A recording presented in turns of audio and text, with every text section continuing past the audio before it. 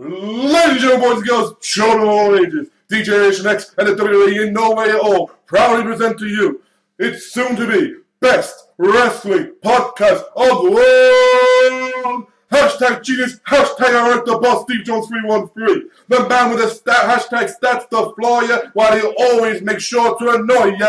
ErikVanDjismie, and it's me, it's that nasty N-E-R-D, the Geek King, and we are hashtag Total Knockout.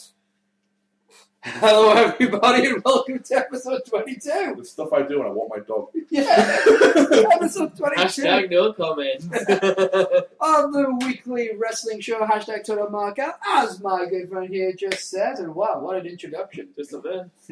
You know, I'm still going to read my introduction because I scripted it last night. I still have to find Whoa, this show is not scripted.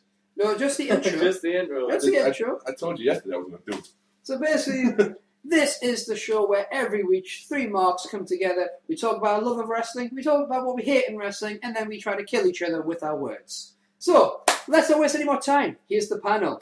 He's the guy that introduced us all at the very beginning there, in the style of that D-O-double-G. You can tell I'm white, I love it. He is the resident Geek King, the hashtag Total Knockout quiz champion, and a man so geek that on his Christmas list he has Santa for a red corp ring of rage. He is Dan, the Geek King Anderson. And across the studio, he is an indie referee, #1 contender for the hashtag Total Knockout Quiz Championship, which will take place tonight on a very special hashtag Total Knockout Quiz. And a man so controversial and anarchistic, he'd take that red rage ring and give it to the Hulk.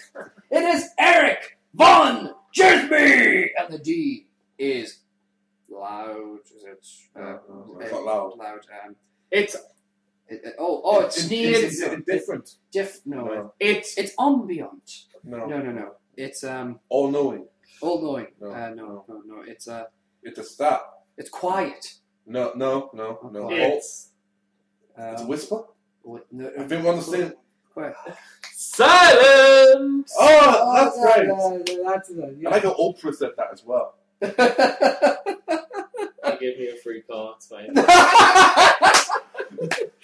As I am SteveJones313, producer, author, and I thank you for joining us. Bye. I haven't even told them what to buy. It's ring.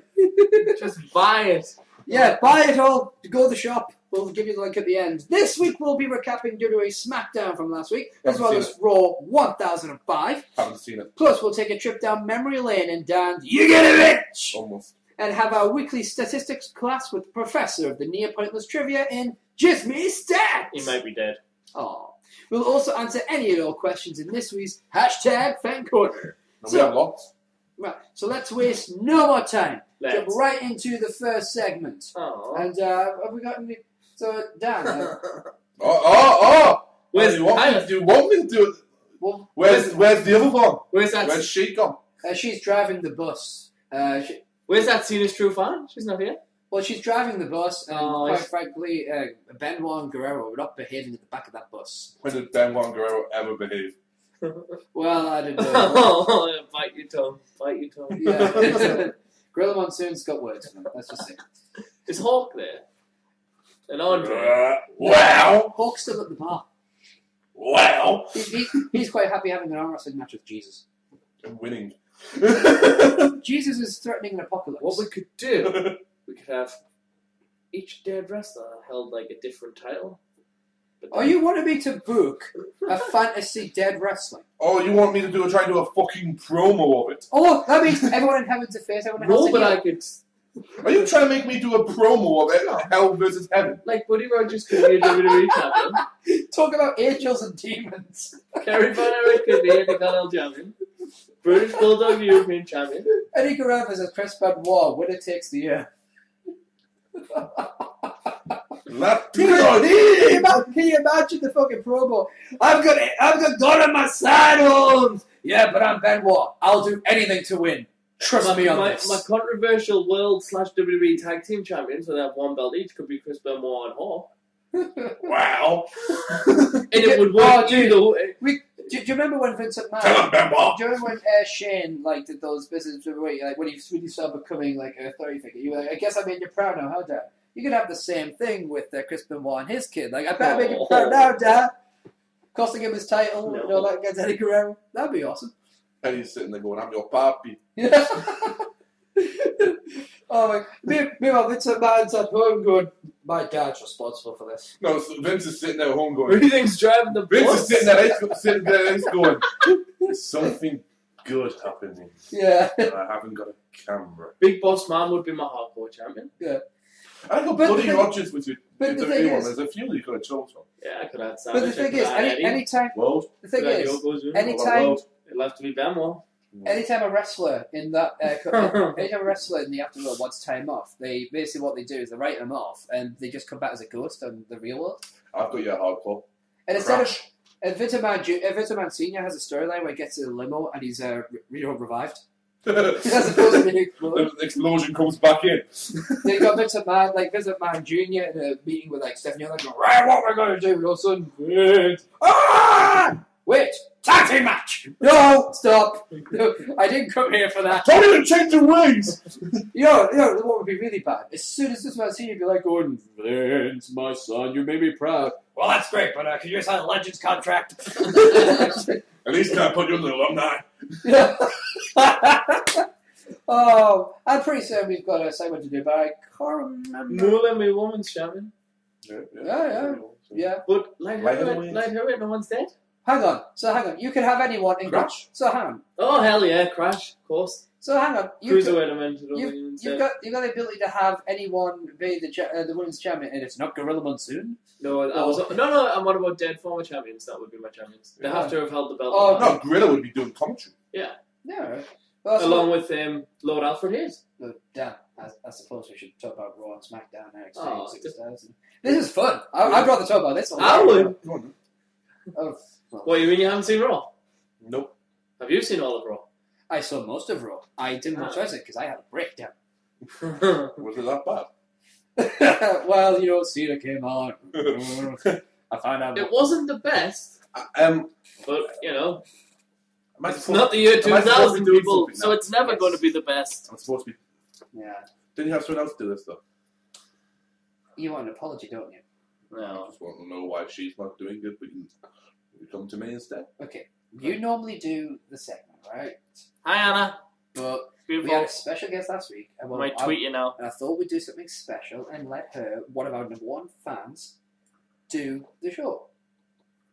They do the segment announcements. Hey, if I was the guy in charge of the WWE segment, I would have given her that right. But we had to give it to her. And hey, you had wrestling news. I have wrestling news anyway. Yes, be thankful for that. Yeah. You can take it away. Really? We've done this show without you. You've done this show without me. One of these. We'll continue to do the show without you. Hey, one of these days, you guys might end up doing a show without me. Nah. What if I go away on holiday one day? How the fuck are we gonna do this show? We don't have a key. The We don't have a studio queue is to the your- studio. Yeah, We'll do a via Skype call or something. And I'll just Yes, sit- because we are really going to sit and set that up. I could do that. I can't even set a Ticketmaster account up myself. Or don't want to. He can't even set up his email account himself. You can't even set the table. It wasn't until you left college you actually got on your email. It's true. Before that, it was The Rock versus Kane. Kane. Yeah. At. But I tell you what, right? At least that worked on Twitter. Dot, beep. Right. Next time, Twitter. if we have a guest on, I'll give them the, you gotta watch segment, okay? As in to announce. Right. But- No, I think they should do the segment. Well, I think No. I should take over your fucking stats. Let them. They'll all be No, wrong. but They'll all be the wrong. special because- guest, the Because I'll special put guest, everybody down. the special guest will have to try and do it the way I do it. Okay. With the whole, you get it, that. You get it. Yeah. Alright then. Okay. Fine. Then Let them have it. Yeah. let's go to For the next. the recap!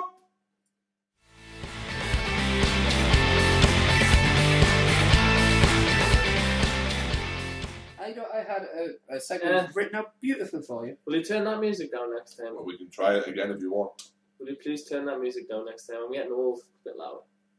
Oh, was it too loud for you? Yeah. Is that too loud? Mhm. Okay. Stephen! What? Get the WWE recap!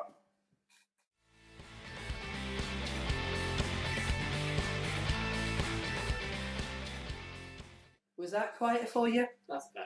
Oh, okay, Sonny. Right. So we are kicking Hashtag more editing. Yeah. We kick off What with a cunt, eh? W. Well, obviously, everybody knows. Oh, you should have heard shout. Everybody knows. Ooh, popcorn. Everybody knows that the show's live. Wait a minute. You mean I edit the show? That was all me. How much that? So we're fascinated by popcorn. Edit. Wow. How much popcorn's in there? Let me have a look. Oh, that's a lot. Usually more than that. Consider the fact that I didn't actually eat any of it. Anyway, I'm not bothered if you have. I'm going back to this. Are you ready? 3, 2. Please help yourself. So we kick off with Smackdown from last week. We start. We're in Bakersfield, California, and so we had the 25th anniversary of SummerSlam, which we covered last week. Alberto Del Rio was unsuccessful in winning the World Heavyweight Championship. So here we go. Randy Orton emerged at the outset of SmackDown to refute claims about his tainted victory against Alberto Del Rio on Raw. He goes on about talking about how he loves confrontation, and he defeated Alberto Del Rio on Monday, mere moments after World Heavyweight Champion Sheamus interrupted a referee's pinfall count. So he stated that he deserved to be the next #1 contender. Big fan. Sheamus comes down the ring and he says, "Yeah, I like the idea to defend my title against Randy Orton." What? He likes the idea to defend his title against Randy Orton. Why? I don't know, it's in the script. Because Sheamus wants to fight a face. And this. Because he used the heel action. And then out comes the five time WCW champion. Or for other fans, a 2-time hardcore champion. Or for other fans, 1-time world heavyweight champion. Damn right. How many tag team? Who with? Anyone. 40. There you go. Booker T. He joins both Sheamus and Randy Orton in the ring, and he acknowledges Randy Orton's ability. But then he turns to the controversy from SummerSlam's title match and the events on Raw. Basically, insert bullshit here, you know. Alberto Del Rio, pissed off, interrupts, and it's like, "Whoa, dude, I deserve a rematch and all that." And he calls Orton a crazy animal, and obviously questions Booker T's intelligence, which, whilst you may have a case, is not something you do when that person's the general manager. I don't think he's going to be in his Fave 5 this week. Probably not. No, I don't think Booker T should be allowed to Fave 5 when he's GM. It shows favoritism. Cue to AJ. Yeah. From AJ. She has favourites. Obviously. Kane. Me. No, I said Kane, not King. No. So, Anyway. SmackDown general manager Booker T conceded. And he was leaning towards giving Alberto Del Rio the chance for the title. But he goes off into a massive rant. So Alberto Del Rio's going off this massive rant. So Booker T's like, "Alright, fine. You want to rant at me? Fuck you.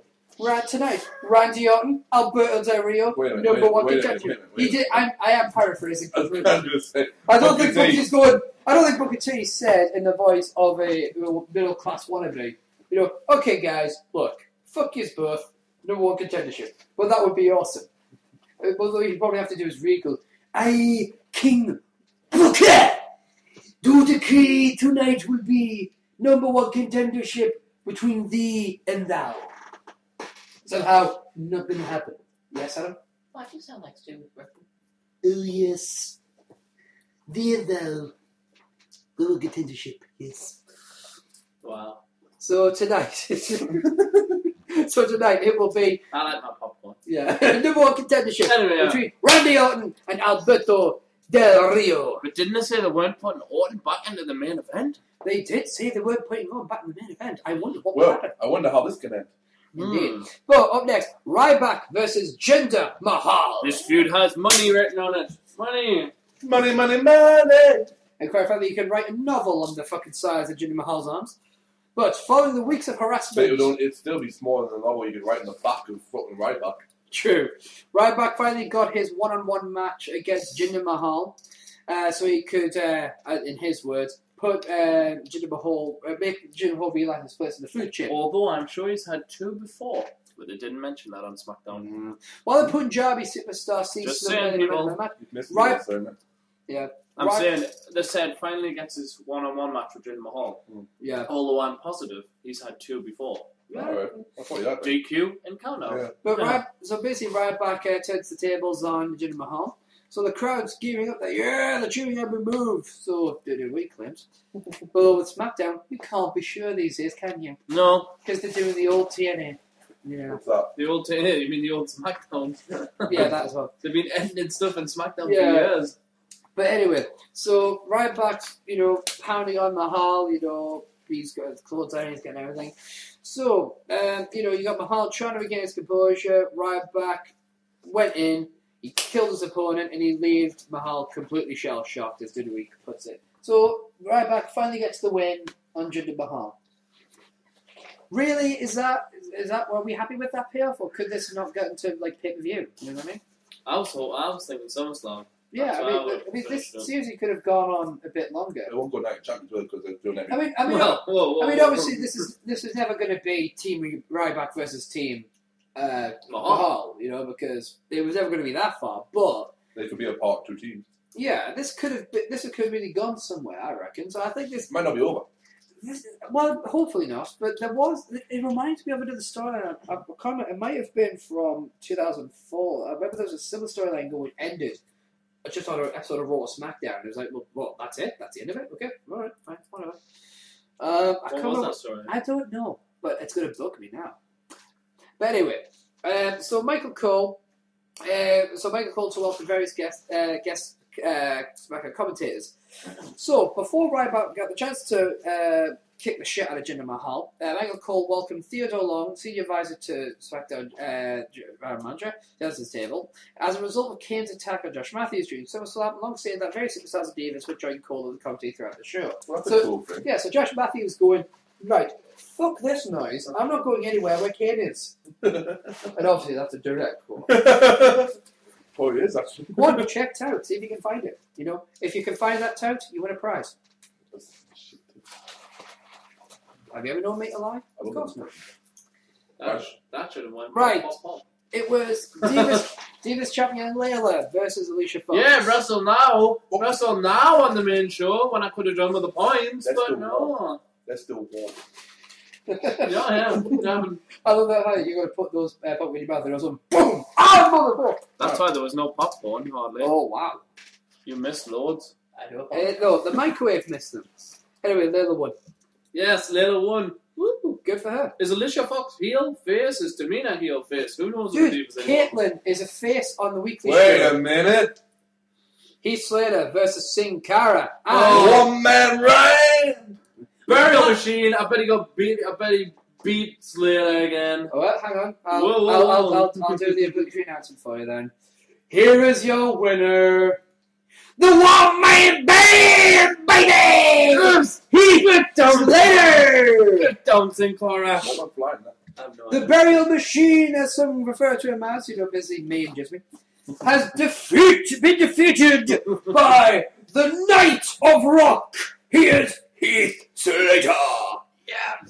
Come on, Slater. Which one you got the mic right? Seldouse has been defeated in the joust of destiny Well, with my awesomeness of rockness. he didn't say Now that. I shall play the air guitar of doom upon thy conquered soul. I don't think he said that, but he did get on tout and say he was Yeah. going to start a streak.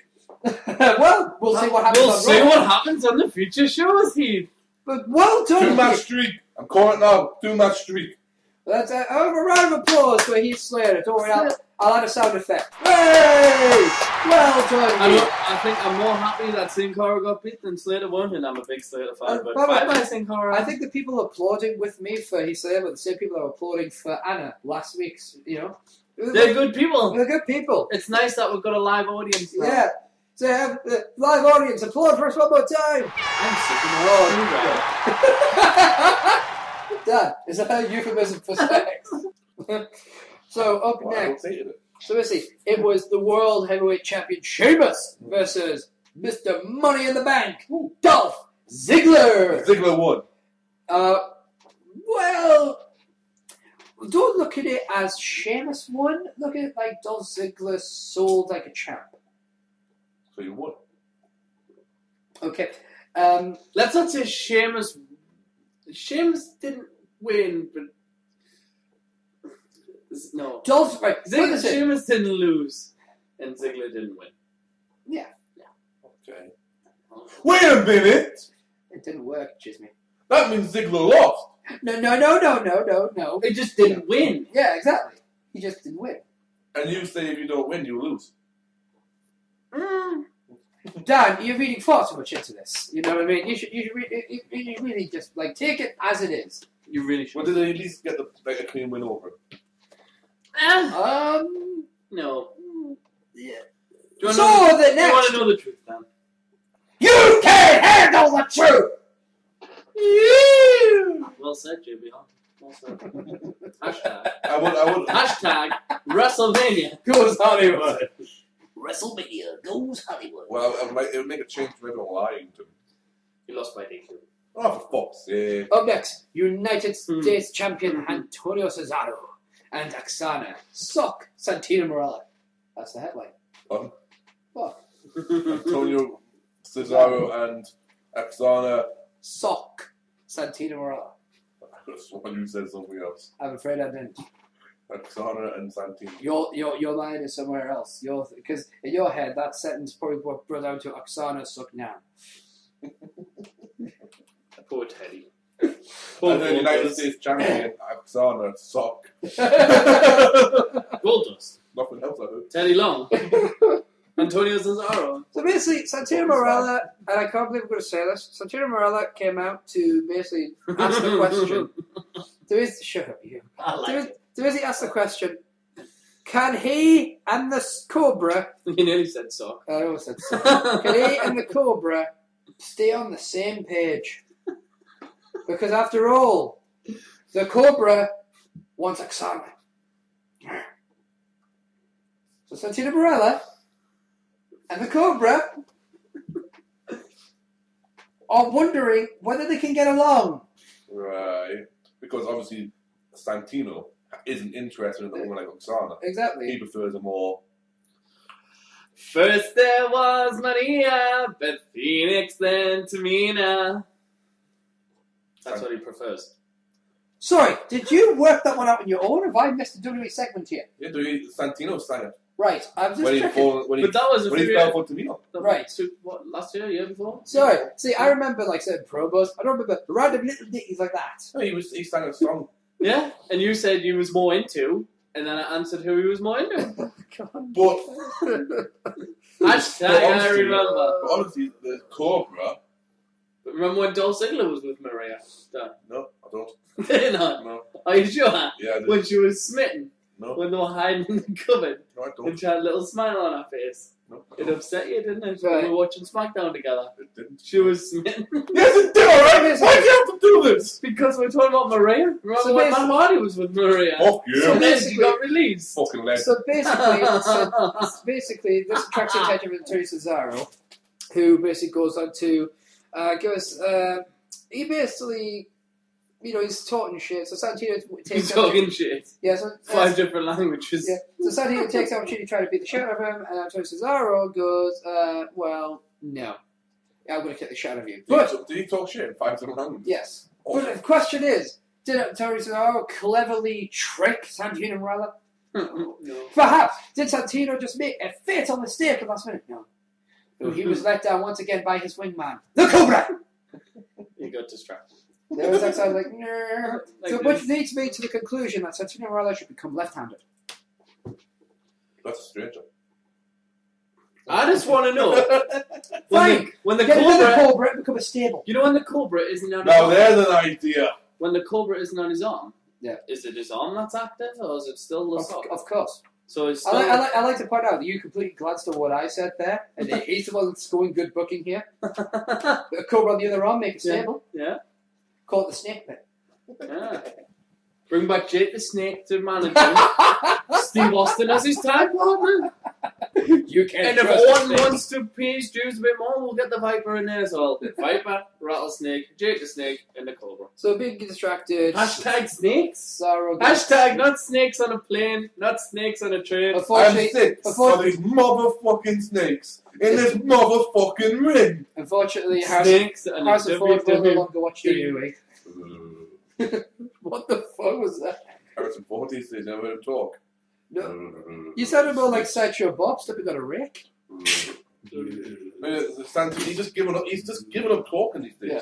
Hashtag snakes in the WWE. So, Kofi Kingston and R-Truth versus Primo and Epico. Crane. Crane. Triple H. Austin. Survivor Series 2000. So there's some good news and there's some bad news. Tag teams. The good news, the bad news is Primo and Epico lost. Oh. The good news is it wasn't for the title though. The good news is Rosa was there. Rosa Mendez was there. With a dickhead. That's where he was, but no longer. Well done, you make Well done, Rosa. Andrews. Well done, Rosa. Andrews. You make Batista look like a good guy. Damn. That's how much of a dick you are. There are Satanists that are taking his example. You know what I mean? But yeah, so Kofi and Truth, they picked up a win. I'm not happy about it. I want to see these newer tag teams forming. Yeah, I get it that Kofi Kingston, quite frankly, Needs a title. yeah, he can carry something. Yeah, you can carry us in about R-Truth. Is it not about time that they went, yo, Truth, Kofi, you're great as a tag team, but have you ever considered not being shit as single people? Whoa. They are not shit as singles people. I'm sorry. I'm sorry. Kofi Kingston. Tell him what's really good. What do you mean, what's really good? Hood. Right. I'm white. What do you expect? I was talking to Big Shaggy. Yeah, but I'm trying to understand you, and you're black. You just happen to be white. Yeah, I get that a lot. You can't diss Kofi And Ron I just look at Killens. George Carlin quoting, and it's not even hashtag Ron shit. Killens went TNA there. He is a world champ there. Remember that. In NWA and TNA. Yeah. But no, here's my problem, right? The last time I gave two flying fucks about Kofi Kingston was in his feud against Randy Orton. And that was mainly because one, no Jamaican accent. Two, the car incident, where he throws the bucket, and even though he slipped on the car, he still looked badass. Oh, yeah. But then there was the whole, right. Were you trying to work out what car incident he was talking about? And then he said slipped, I remember the pain. Yeah, See, I remember the pain. The NASCAR. yeah. And then, of course, there was the whole. Well, there was the two occasions. The first one, obviously, being I think he was the one that was supposed to make the save when Orton was going to punt Roddy Piper. He was like, "Okay, where is he? Where is he?" He runs. He has to stop to try and kick him in the head, and then he comes out. It's like, dude, where the fuck you been? Stupid. He just turns to the fourth wall and just goes, "Oh, for fuck's sake!" And then what about the one when he was meant to end the match, being put in the head? Stupid. Yeah. Stupid! So, for me, I was kind of like... so that's my problem with him. It's kind of like, you can't blew your own chances, dude. You know? Although, in fairness, you would have got into the title match, not won, and then not been used anyway. So, I suppose, either he played a master game, or he got incredibly fucking lucky. As for R-Truth, my problem is... Jimmy. Okay, quick. Getting rowdy. Everybody wants to see a WWE champion with an imaginary friend. Yeah. Except me. Oh. I'm just like, United States champion, I'm all for it. Even get, like, Jimmy, hold my belt, and then the belt stays there. And I'd be like going, what mastery of sorcery is this? That would be awesome. You know, but, or you just, it turns out that little Jimmy is Hornswoggle in the cloak of visibility this entire time. That's it. Yeah, at which point Archie You goes, took him as a fucking honorary GM. yeah, I know where exactly Yeah. would go though, because of cloak of visibility. You would then use that in a match. Yeah. Outcome match, you know, oh my god, he wins, and it was like cloak of visibility. It's off, wait a minute, money in the bank! Crash across the head, new champion by use of a visibility cloak. Yeah. Harry Potter, badass. I would have Yes. seen one of the films. In the mall. But yes, moving on. We have not time to talk about this bullshit. So, it was Randy Orton versus Alberto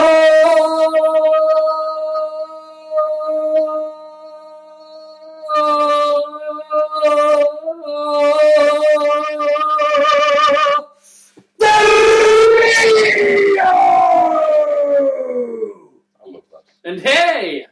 And hey, now that you can say, now Isn't this I Hear Voices? No. Well, yeah, but Not in my world. But yeah, in his world. Nothing in your world. In the WWE edited DVD world. So basically, as you can imagine, this was Alberto versus Randy Orton. So naturally, Randy Orton, right? Yeah. Run! Wow. Here's your winner, and the new #1 contender for the World Heavyweight Championship, Alberto Del Rio! And he tapped out clean. Wow. Yeah. Hashtag punishment. So, there's Maybe. two things to take away from this. Number one, punishment for Randy Orton, he had to tap out clean.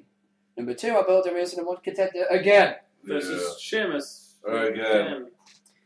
4 times on pay-per-view now. Maybe more. We're just absolutely desperate to have someone which isn't clearly 100% American to hold the world title at this point. No, we're equal opportunists. You know that's us. You know, yeah, we're all American, but we can have. Yeah. I mean, look at our champions. Yeah. One of them's American. Yeah. The other one's Irish, and the person he's facing is Mexican. Our US champion is Swiss. Yeah. Okay, he beat a guy who thought he was Italian who's really Canadian. Yeah. Our Continental champion is the best, but he did beat a Canadian. To be fair, But let's face it. ever since the last American World Heavyweight Champion, you know they made Yeah. a big mistake. Hashtag Daniel Bryan. But anyway, yeah, but there you go. So yeah, Alberto Del Rio is the new #1 contender for the World Heavyweight Champion by beating Randy Orton in a clean submission. I was quite pleasantly surprised that they actually kept the word for that. That they are punishing him. Good. It was a good match. Meh. It's Alberto Del Rio and Randy Orton. Randy, yeah. So How many times? yeah, just from now on, there should be like a scale. I'm sure we saw that match on Raw. Don't be stupid. It's like doing just the same Cool. match more than once and like pretends that never happened. Ugh. Anyway, it's time for Monday Night Raw. So Monday Night Raw, episode 1005, which I like to point out at some point in the show, Michael Cole even went as far as to point out that it was episode 1005. I thought I was the only guy that was being fucking pedantic enough to keep a score of where we're at now. But Don't even do that because it helps you. yeah, no, but Michael Cole at one point goes, you gotta remember we had the 1000 episode, so this is episode 1005. And I was like, oh, I'm not the only pedantic twat. But Just think, yeah. you know how we just had the 1000 episode special? It's 20 years of Raw in January. Another big Raw! Yeah, Another special 3-hour Raw! Woo! Ah, we're all 3 hour now. Yeah. Well, probably until the end of the year. Or maybe the big Raw will be, this will be the last ever 3 hours. Yay! We're going back to 2 hours! You can turn around. You could turn around. You know, it's a special Raw, so we're going on for 2 hours. Yay! At least The Rock will be back. And John Cena's will be there. Yay! And just for that one special fan, we're going to do a hashtag poll, right? Which of these 3 superstars do you not want to appear? Is it going to be CM Punk, Daniel Bryan, or John Cena? And there's just we going, Option 4. like, is there an all the above? Meanwhile, just Anna staring at you. You vote C. And you die. You go, that's a risk I'm willing to take. Get back on the fucking bus and take Benoit home. He misses his son. So, you know what? I honestly did not mean for that to come out as controversial as it did. Oh my god. I am not the controversial one today. Hey, it's not like he's going to sue me. Yeah, because Mind you, he is where all the lawyers are. Hashtag Beyond the Grave. So anyway, Oh god. Dan, you're very quiet. you got a cramp in your leg, haven't you? You want me Kick to it. sleep? Just kick it. I'll kick you in a fucking minute. Kick it. Anyway, so Raw opens up with Punk wanting to Ooh. busy Punk. Yay! I like Punk. Punk's basically want to I have know. a few words with Jerry King Lawler. I'm going to shorten this up for you, basically. Thank Punk you. offers Lawler a chance to prove he's a man, and he challenges him to a match. He says, right, I'm going to embarrass you one way or another tonight, either because you're not man enough to face me, or because you are man enough to face me, but then you get the crap kicked out of you tonight. So, Jerry Lawler says he'll think about it. Now, for me, Jerry Lawler did this in the worst way possible. I would have been immediately, you know what? All right, I'll think about it. But no, he had to wait till Punk was like halfway up the fucking ramp before he goes, hey, Punk, I'll think about it. That's like all what was missing was a Michael Cole going up behind him and going, yeah, suck it. He said it, not me. So we have the possibility of having a Jerry King Lawler versus Punk, and quite frankly, who didn't think that this was going to be leading to a match between the two? Who honestly thought Lawler was going to go? No. And more to the point, who was hoping he wouldn't? No one. Precisely. Because we all wanted to see the match. I wanted to see. I've been wanting to see this match since that fucking... He turned his back on the universe. I was thinking, match. That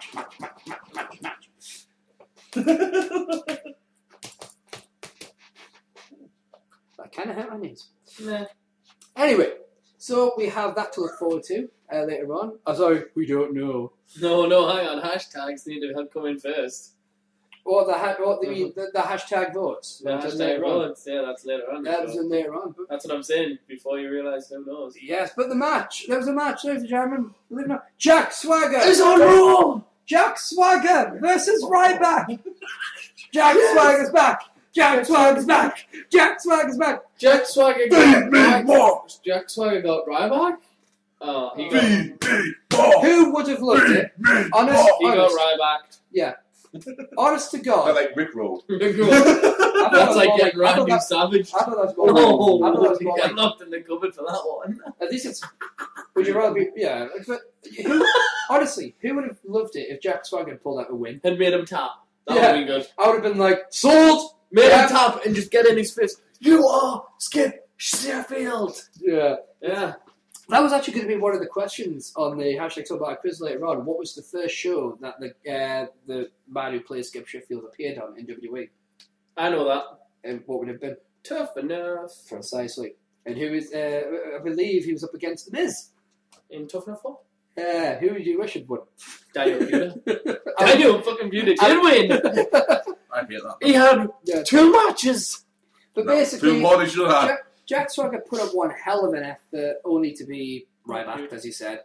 Honestly, I would have loved to have seen a win here for Jack Swagger. Not because I hate Ryback. I don't actually have any hitch towards Ryback, and I think this is what you do. Although, mind you, oh God, was it last week that he botched, or was it this week? There was some terrible botches this week. Oh, the botches! Yeah. I was counting them on Twitter, and then I lost count. Yeah, I think he got up to 4 or 5.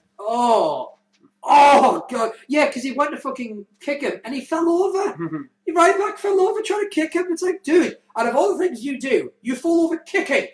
Well, at least he didn't do a Goldberg, I suppose. On Bret Hart? Yeah. Jack Swagger walked away without a career-ending concussion. But Bret Hart came back, so it's fine. From the sounds of this, right? Yeah. Never the same, but they still come back. Yeah. They're giving the opponents a bit more. Yeah. And making it so that Ryback sees up. It's like Brodus Clay. It's like doing more of a One of these days, I will probably make a poll of who should beat Ryback, but we'll get to that time. We still have to do the other one, which will be next week. John Cena. He'll beat Ryback. I said who should, not who will. Oh, sorry. 2 completely different fucking questions. I think. But in Anna's case, it would be John Cena should beat Ryback. Well, because he beat Umaga, he beat Dead. Carly. Alive. Oh. What? Carly and I said in the Oh, you're talking. Whoa. Oh, yeah. Dan just said Carly is an egg ball in the hole. Rewind Actually, it, I think you'll find I never said that. What I said was a bong in the hole. After the word Carly. But up next, it was Divas Champion Layla versus Natalia. More Divas Champions on the main shows. What? No. Whoa, Diva matches on Raw and SmackDown. Oh my God. Layla. It's as if the WWE knew about the Fantasy League Wrestling. It's as if Vince McMahon has a thing against you. I believe he does. He's just like... That's why Scotty Too Hotty never won the Cruiserweight title. But yeah, as you can imagine... Right, now here's the thing. I was looking forward... what I heard about, this about... Vicky Guerrero comes out... Quite frankly, I'm wishing George Animal Steel will come out and translate. But basically, she has an important announcement to make, so could you guys hurry the match up? I'm not fucking kidding. And here was me thinking we were going to have a bit of continuity with Vicky being Caitlin's pro on NXT. But no. They didn't like each other. Yeah. And I thought that she was going to have a bit digging with the whole thing like AJ being best friends. But no! But they're not friends. Yeah, but they're not friends. Are friends at the minute. But don't get me wrong, right? So I was like, the match was hardly... Oh, yes. The match was hardly stellar. So I just saw a picture of Stacey Keeper. But, well, part of it. Anyway, go to the top and walk out. tumblr.com to see that picture. Yeah, the match was exactly a stellar performance, but it was good for, well, it could have been far worse. But it was just so cheapened by Vicky Guerrero standing the corner. I literally wanted her to fall over and break a leg. I wanted her to fall off the steps, break a leg, and be out. I've never felt that way about someone before, but she's really pissing me the fuck off. Can she just fuck off? She's not doing anything with Dolph Ziggler now. She's definitely not doing anything with Jack Swagger now. Yeah, so it's like, you really, honestly, I would love it if, like, I love it Dolph Ziggler just went, Vicky, the thing is, now that I'm Money in the Bank, your services are no longer required. You should just hit it with a briefcase. No, I think hit it with a zigzag, but I wouldn't say briefcase because you can't get away with that. And plus, I wouldn't want that much. But finisher, oh yeah, use a finisher. Oh, wouldn't want that. So we'll not hit it with a briefcase, but we'll hit it with a zigzag. Yeah, which one would hurt more?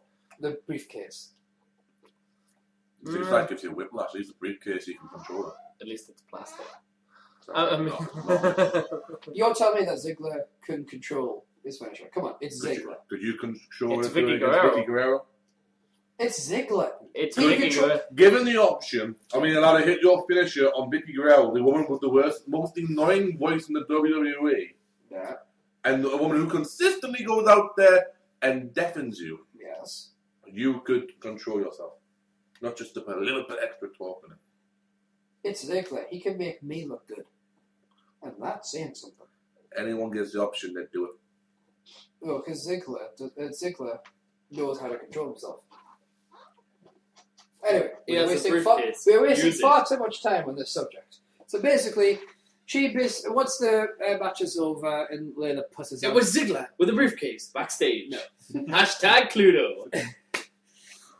Layla pusses out by not bothering to put the bitch in her place. She walks out at the demands of Vicky Guerrero. And also, if you're Divas champion, wouldn't you just go, fuck you, smack her with the belt?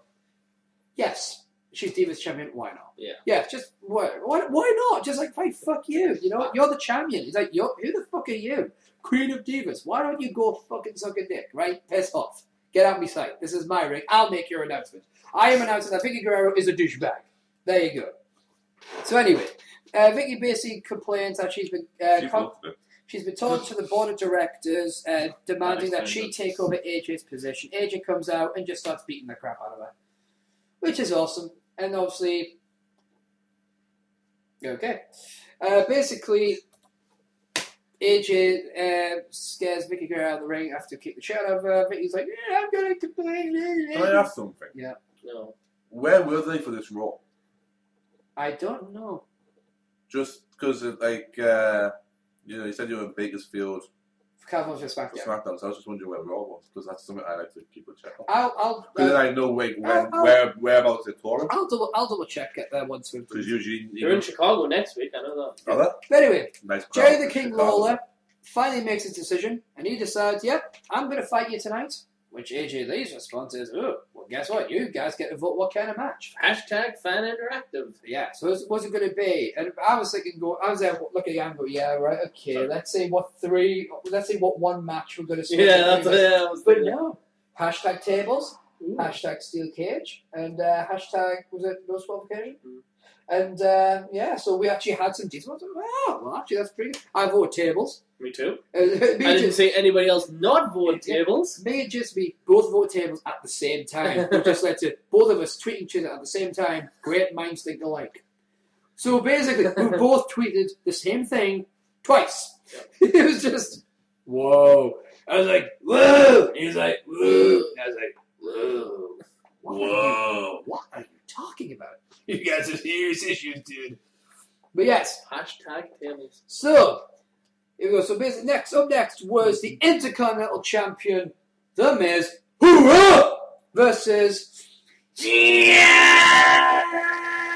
Cena! Well, that's a no-win situation. Yeah. I can imagine I was getting yogurts and food out the fridge when this was going on. I was pissed off because Cena won.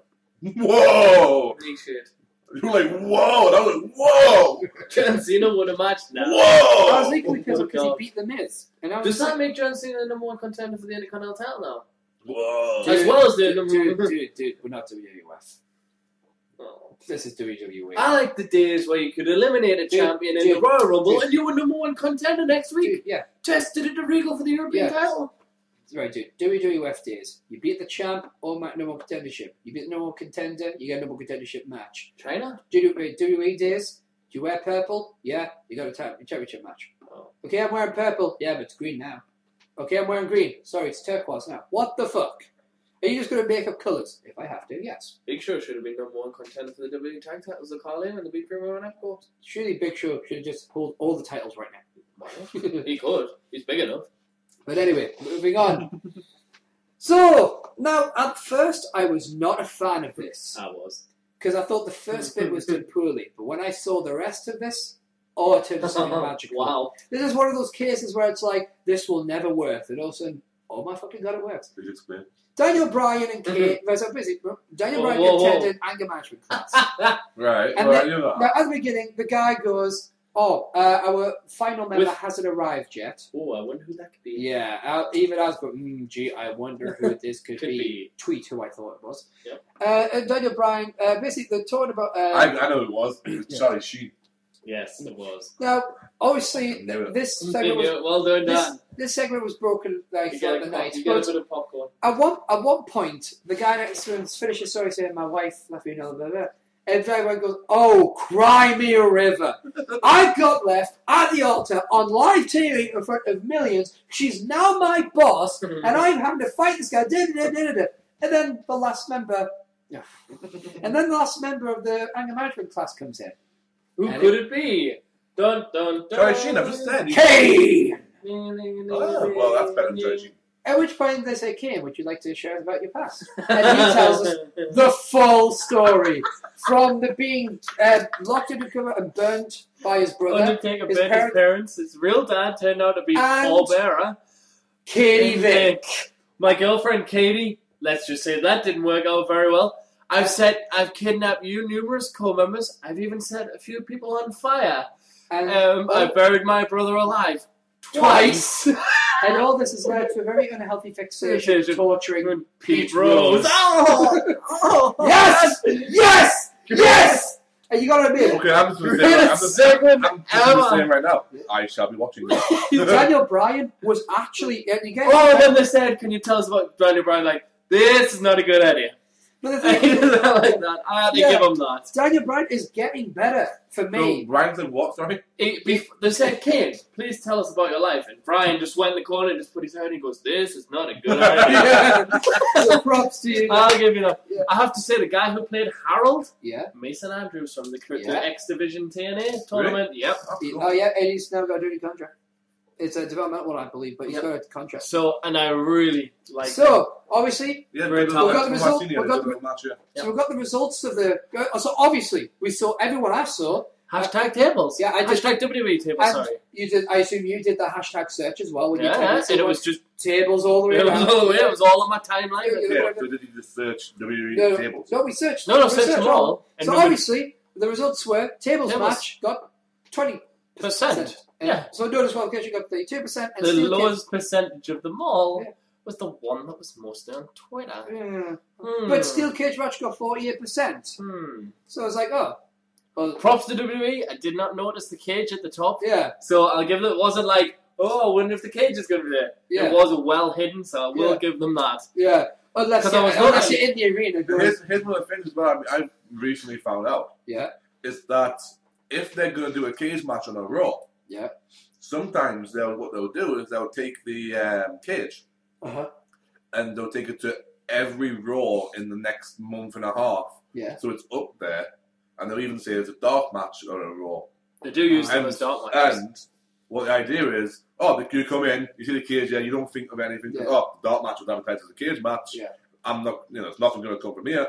This, it's just going to be a dark match, so we'll watch it. And that's why you get the surprise pop, because, wait a minute, no. You said, after TV you do, you're like, little bastard. Now, for weeks, so, last week we had Heath Slater beat Sin Cara. Yes, 1-0. So tonight he was going to fight Santino Marella, who already lost his United States Championship at the last pay-per-view. So naturally, Santino Marella wins. What? Yeah, that's... with the Cobra. I thought at least 2 matches. But here's the thing, Santino Marella. So did I, and we'll go into that after the Raw recap, and I'll explain. But it's... I thought at least 2 matches. Santino Marella got the Cobra ready, and then Oksana came out. Oksana's music hit. And quite frankly, in a suit that music so tight, is not PG. Basically, with a suit so tight, it was a second skin. That suit's not fucking PG. Oksana isn't PG. Well, pretty gorgeous, you know. So basically, the Cobra is he's getting distracted, and I'm thinking, all right, Slater's going to get the neck breaker here. You know, he's just going to take him from behind. But no, Santino's alert and hits the Slater with the Cobra. And you're like, really? You now you're just forcing the Cobra to act against its own will. Yeah. That's slavery. That's not fair. No. That's still not really. That Cobra... He should have won it. That Cobra is an animal, not a Pokemon. Yeah. Oh, James. But yes, he's... Yeah, Slater's streak. So let's all have a moment's silence for Heath Slater's winning streak. He beats Hikaru! When I say silent, for someone that keeps bitching about the silence, the silent nature of his day, you tend not to understand what silent means. No. Up next was Sin Cara versus Cody Rhodes and Damien Sandow. So, fresh hot of his loss on SmackDown, Sin Cara's bound to lose again, isn't he? No, him and Brodus play one. No! Him and Brodus beat Cody and Damien Sandow. But the thing is, right? You know, what I love is Damien Sandow really comes out and he goes, finally I've met someone I can actually have a conversation with. Cody Rhodes. And I was thinking, that makes perfect sense. This tag team needs a tag title. No one can give them at least 3 matches to build up, give them no one contenders, put them against Kofi and Truth. Do it now, and then put Epico and Primo against them. Yeah. Do it now. They are do players? Exactly. We're not a Jew, a do. I do. Parting is such sweet sorrow. So, Sandow and Rhodes lost. Yeah, they lost. Boo. Up next, it was R-Truth versus Daniel Bryan. Yes! And now Daniel Bryan comes out and he's like, he's very calm, he's collected. He's like, no. He gets to the match and they do the fist bump. Cool. And respect. And Michael Cole's go, wow, sign of respect. And Josh was like, well, that's big. Oh, sorry, yeah. King accepted the match. Oh, we missed a bit. King accepted He accepted the match and he went backstage to get ready. So Josh Matthews come out. But Josh was hurt. He's fine now. Oh. He got better. Over the weekend. Dude, the guys are champ, undefeated. No. He missed Raw and SmackDown the week before. SummerSlam was last week, remember? He's had a week's break. It was over the weekend, though, that he got. He was cleared. So basically, right, it's all going well until they go on the outside and R-Truth picks up a mic and goes, you know, what's up, you know, wherever they are. And it's like, yeah, he goes, yes! No, hang on. Yeah. I know where they were because he goes, what's up, Milwaukee? And they were, because he, you know, and he said about Green Bay, and he said, I know, because he did a bit with Little Jim, and he's like, of course I know where I am. So he did reference the botch. Was it Milwaukee, Green Bay? Yeah. He goes, what's up, Green Bay? And they were in Milwaukee. So that's where they were. Green Bay, what's up? We're in Milwaukee, you idiot. So he did say, so I went out the ring and said, yes, Little Jimmy, of course I know where I'm at this time. We're in Milwaukee. Yes! Yeah. Yes! Which Dan starts going, no, Daniel Bryan, not you. No! We're saying the same thing now. At which point, R-Truth goes back. Hashtag confused cooking. R-Truth goes back in the ring, and then Daniel Bryan gets counted out. Ha! Why? Because he's too busy arguing with the fan outside with the yes no. We said that was going to happen. You know, the fan was going, yes! Daniel Bryan was going, no! Yes! Yes! So here's your winner, the WWE one half of the WWE Tag Team Champions, R-Truth. Yes. He beat Daniel Bryan. Ha! Fuck you, Bryan. Now, Triple H comes out the game to address... What? Honestly, normally when it comes to a Triple H promo, I usually end up on the edge of my seat and you're thoroughly entertained by what's said. And you just don't like Triple H, so I'm not surprised you didn't enjoy it. But this one I was left going... Okay. He basically, long story short, he doesn't know. He said, so important quote, he said, the one thing you can't fight is time, because time will always win. I think that was quite obvious, but almost profound as well. It kind of speaks to the nature of wrestling as well.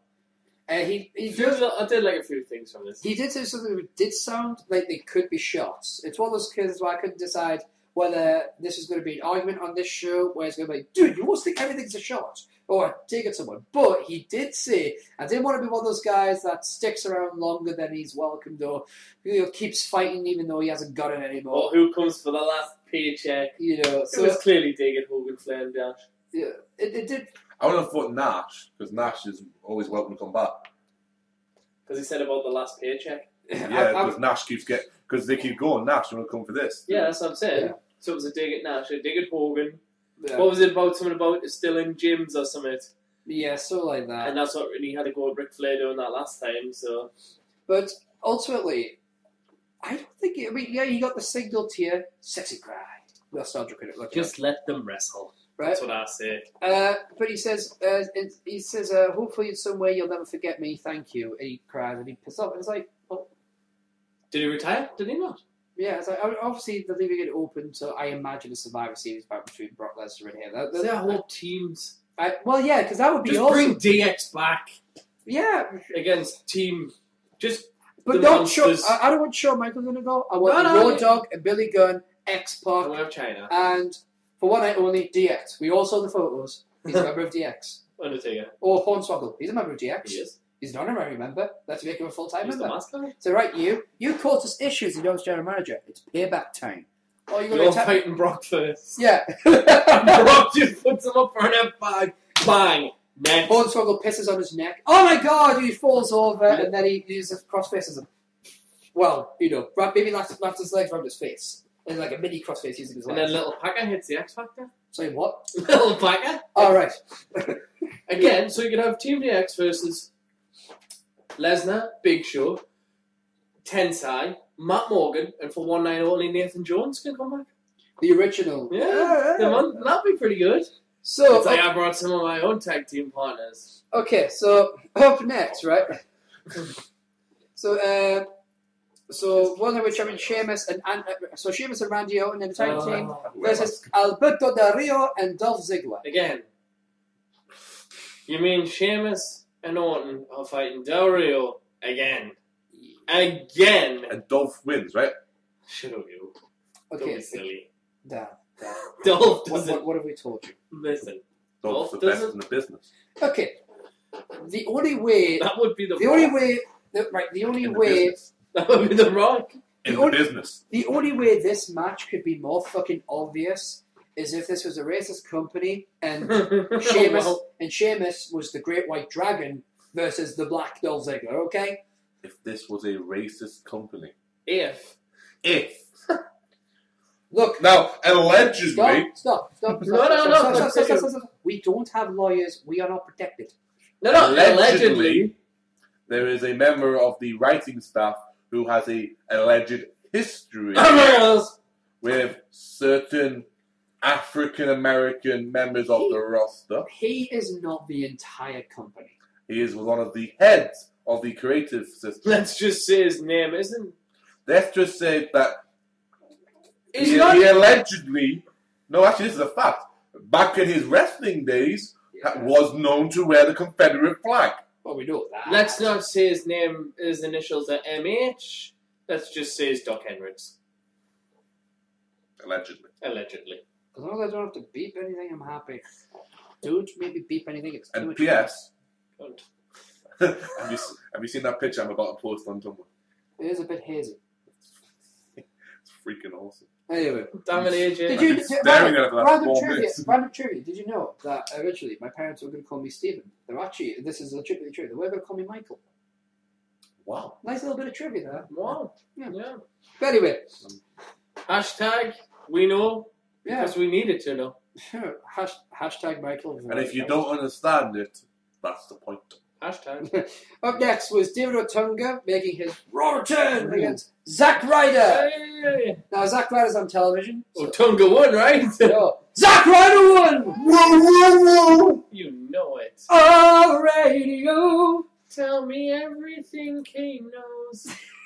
What I love, that was like a really drunk Santa singing with his elf in karaoke. Oh, radio. Tell me everything you know. What happened after the match? Was somebody sitting on commentary and made someone run away? You know, David Otunga's just reminded me of something there. The Black Chris Masters? No. Well, that as well. There's this, I want to get this right. Michael. I mean, you racist bastard. It's not racist. Oh, you bunch of cunts. If Darren Young can say to the fans that he is the Black John Cena, it is not racist. Why do you hate me now? I don't hate you, dude. I just don't like you having nothing to do in it. Yeah, you're not. So just because my fiance doesn't live in this country. Oh, so alone. But David, at least you do have a fiance. Yeah, dude, that's cool. I do have, I do have. So I would say there's a song out. Yes. Song not out. It's kind of just on the net by a group called Shining Wizardos. Great, I believe. Where you can go to. That's the .com. We'll check the website before we put a link on there, where they have a song called David Otunga, Attorney at Raw. It is freaking awesome. Attorney at Raw. It's got to be better than the Insane Clown Posse's Chris Benoit. I need to see these, that. Right? Shit. They do, apparently, by the sounds of it, it's a wrestling type of group that do all these ones. They can't sing for shit. Yeah. But it's that sort of band. But it's that sort of bandwidth, kind of like punky. And at one point, the line just goes, dun, dun, dun, dun. He wears a bow tie, dun, dun, dun, bow tie, dun, dun, dun. David Otunga, Attorney at Raw. It's fucking that awesome. Sounds like a sick ball. But basically, Josh Matthews was like sitting there all happily commentating until King comes out and Josh goes, fuck this for a pint of crisps, and he's out of it. Yeah. So off he goes, and King goes, well, I guess I better, So where King come? Well, to do comedy? Well, yeah, he wanted to do comedy. His bestest buddy in the world, Zack Ryder's in a match. Yeah. Right. And this can only end well. It was good commentary. So here's what happened. So basically, Kane, it was pretty good. Kane goes in the ring after the match. No, wait. We're talking about the commentary. All right. Kane sits there like this. Well, Michael Cole is trying to get answers out of him. Well, Kane! He's like trying to be his best friend. Kane's like this, all silent. Staring blankly. It's Zack Ryder. Apparently now we know why Kane doesn't do commentary. But here's the thing. Michael Cole was hilarious trying to get answers out of him. After the match, Kane's in the ring. He grabs Ziggler back. Sorry, Ziggler. Metaphorically, he grabs Ziggler. But really, he's grabbing Zack Ryder's throat. Right. Then he had second thoughts. Right. Teno Otunga chokeslams the motherfucker. Get in there, my son. And leaves Ryder completely alone. Well, that's how it should be. Ryder lives to job another day. But he won. He won this match. He's 1-0. Yay! The new streak! Maybe Zack Ryder and Heath Slater should just team up. Hit him. Hit the server. Which one? That's what I'm thinking. I'm guessing. I think the internet might be going with Paulie D there. And finally, I think I'm going with Triple H. It was the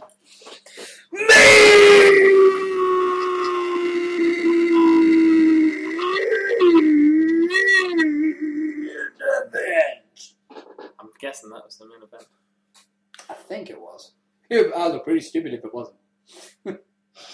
It was WWE Champion. Not that he does it anyway, folks. Hashtag ironic. Just because you get one.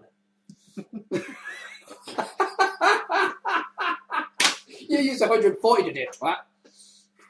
Me? Do you do it again? He did. CM Punk versus. I hadn't done that for a while. You did it last week? Because I hadn't done it for a while. CM Punk versus Jerry the King Lawler. Yes! In a steel cage. A real main event there? I don't believe it. Surely he's going to win, right? Now, here's the funny thing. CM Punk shaves his hair. I was like, okay. It's a steel cage match. Mm-hmm. No disqualification rules. Mm-hmm. We see where this is going. Mm-hmm. This actually led to a bit of trouble backstage. Blood. Yeah? One day the one time I don't. Not the one time. Blood. The first time this. No.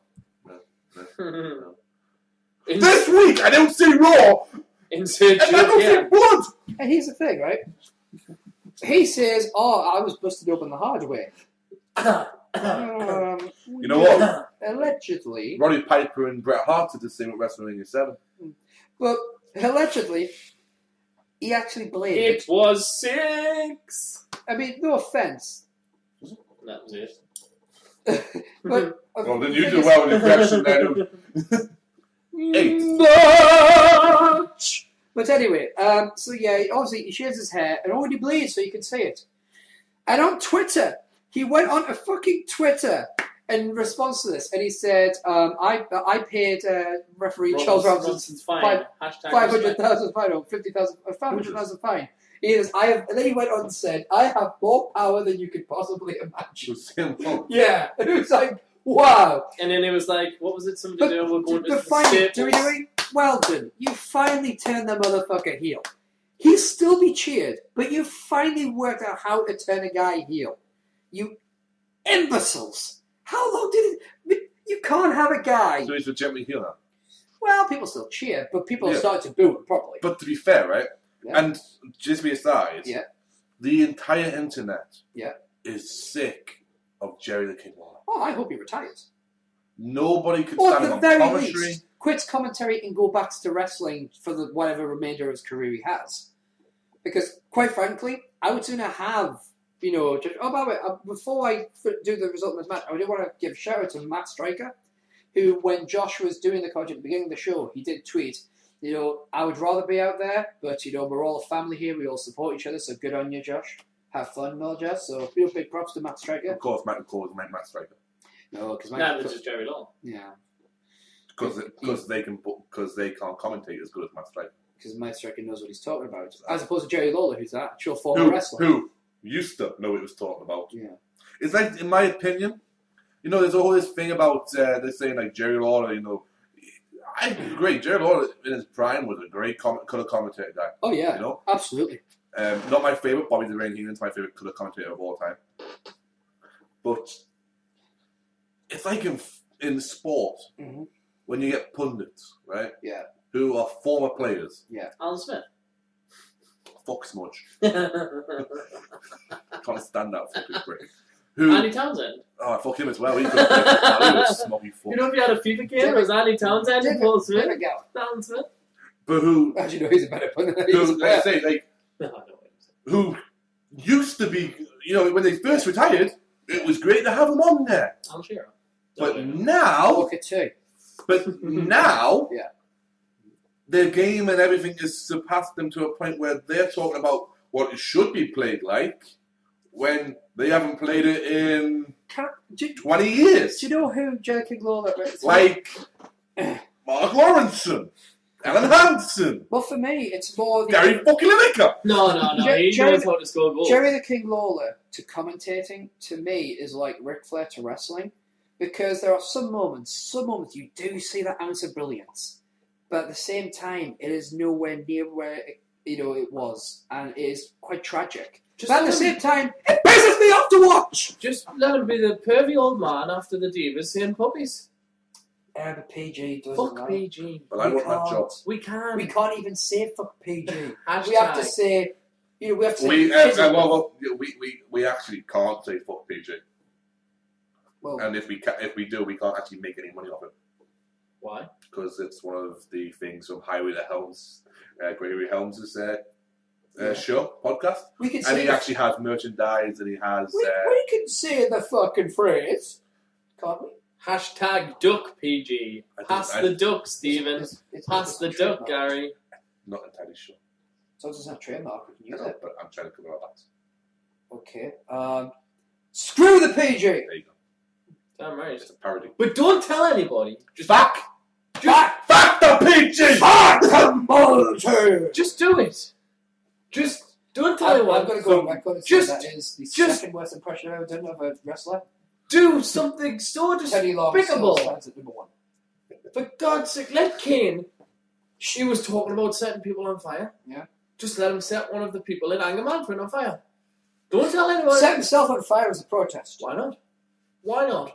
If anyone gets the reference. Oh, Linda. Oh, I wish. No, that's the reason. That's the reason why it's what happened. If Linda McMahon loses the Senate race, she just goes back. Are you saying about the priest? Yes, I am. Thank you. Yeah, that set himself on fire to protest. Yes, thank you. And Chef of South Park did the same. And then watched South Park. And then he said it. And then he said it. He's a pedophile. Anyway. No. He was. No. I've seen that episode. No. He was a pedophile. That was anyway. bad. He was a very pedophile. quickly, guys. It wasn't his fault. So anyway, did King win? Did King become WWE champion even though it was an non-title match? CM Punk won with an anaconda device. Nice. This led to something which pissed me off. Really? There was a report. Now, I assume that the report's bullshit. So, and once again, we have to go back to our old friend whose name we can't mention. Fuck you little... Yeah. Seriously, dude. Man. Anyway. What? People, if you, the amount of people that you said didn't like the internet noise, what is it? Disruption? Beep. People hate the sense of beep. Yeah. It's my fault. But he's saying kun. So he's like, so technically, we can't get in trouble for kun. Kun. So from now on, we just say What happens if I say it with K? Kunk. No, oh, you mean, well, yeah, that's still the same pronunciation. What about TZ? No. Like the footballer? We'll stick with kun. How about kun? I'm not going to be able to keep to that. No. But anyway. And in fact, I don't say the word fucking on purpose. Here's the problem. There was a report going around that apparently Vince McMahon was living with Michael Cole because Michael Cole didn't call the blatant rock bottom he used to settle the icon device. Except if you guys knew anything about wrestling, it's a Uranagi. Yeah, you know that's not rock bottom. It's a Uranagi. I mean, what rock bottom? You know when he uses the Uranagi to set him up and then he gets the anaconda straight from it. Yeah. That was apparently a rock bottom. Wow. I didn't see. So I was so oblivious to that. Boom. Oh. Yeah, completely. Yeah. Of course, the bookend, you know, no one says any shit about that. But basically, Punk. Don't be dissing the bookend. So, bookend! It's basically all I knew for me, the bookend was the move that I used until I could unlock the rock on the game. To get the rock bottom. And then they made the creative finisher. It was like, alright, fuck the bookend. But basically, I could have so phrased that better. Hashtag botch. So you want to fuck the bookend? Shut your fucking face!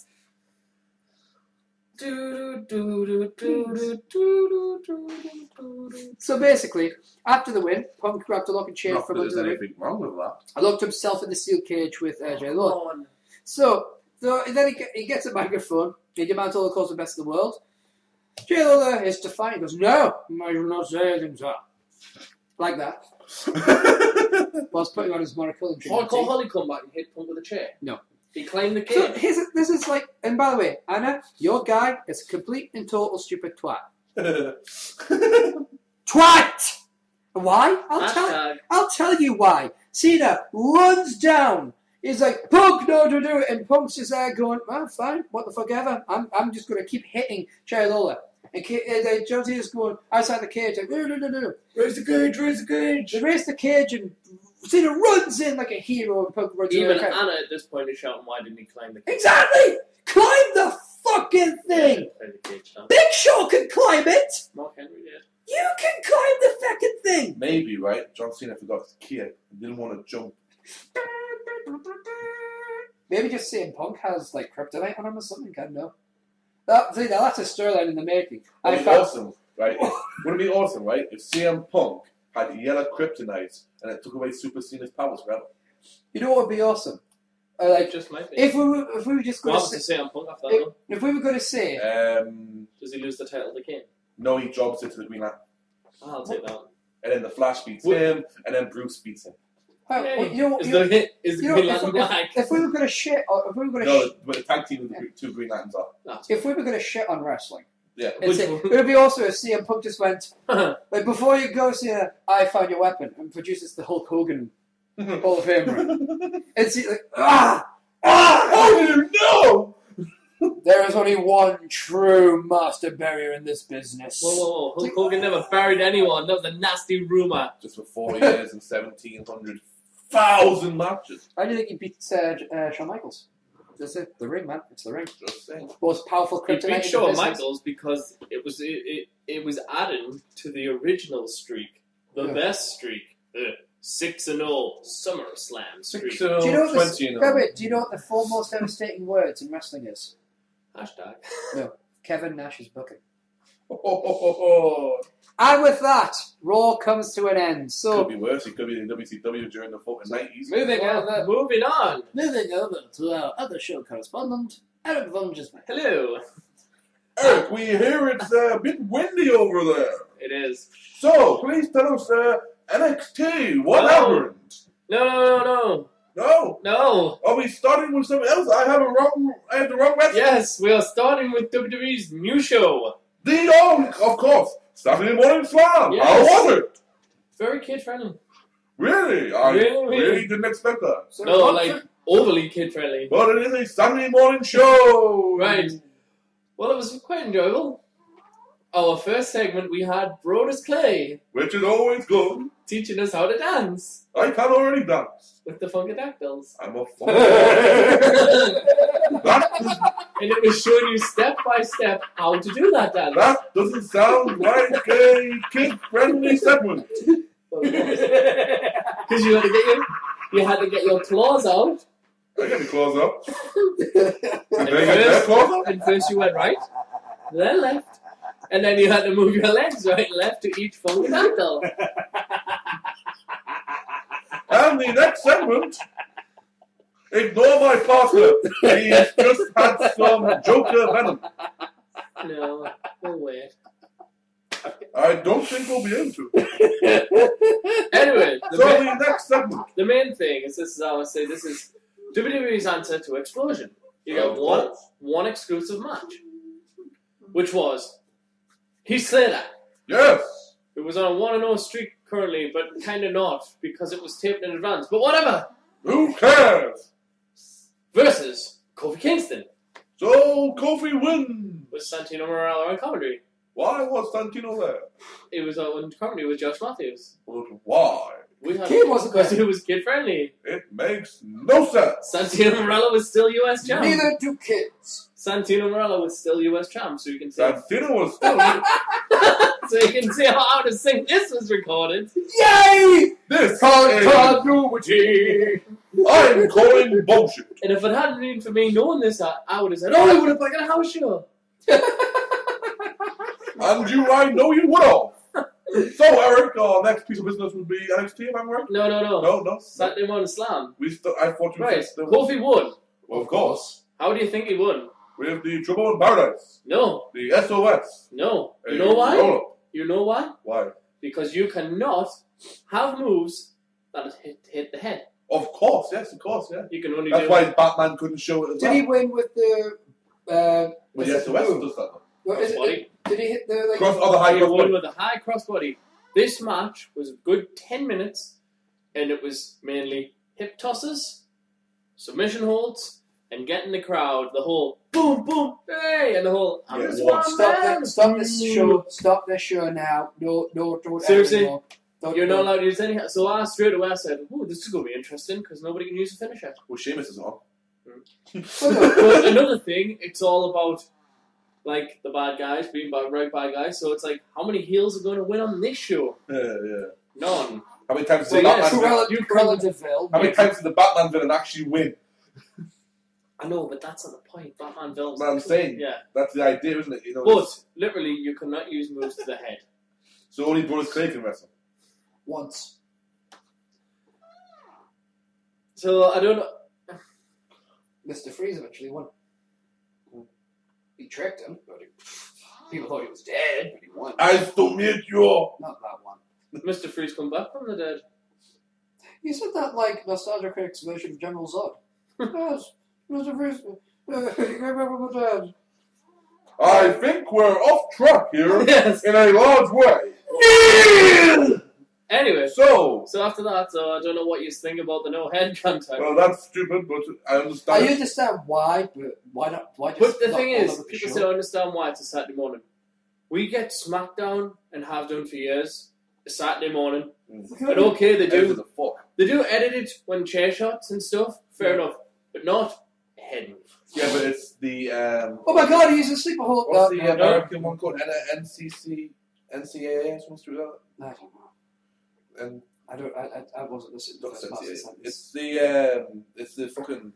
It's basically their rules. say that you can't show any head damages or anything like that. I think they're back on the FCC or FTC, that's the one. Sorry, NCAA is the Federal Censorship Committee. Yeah. They're on some channel they've been on before in the past. I can't remember. But the thing is, if you go there, don't bother doing the show then. It's a weird one. I think it was an opportunity they can't make. It must have been taped before some Smackdown because the ring ropes were blue. There's a weird green lighting around, which is pretty cool. Yeah, because they have. You know what they should do? Honestly, I'm not kidding. I mean, 100% serious. They wanted something for the Saturday morning. Just do a cartoon.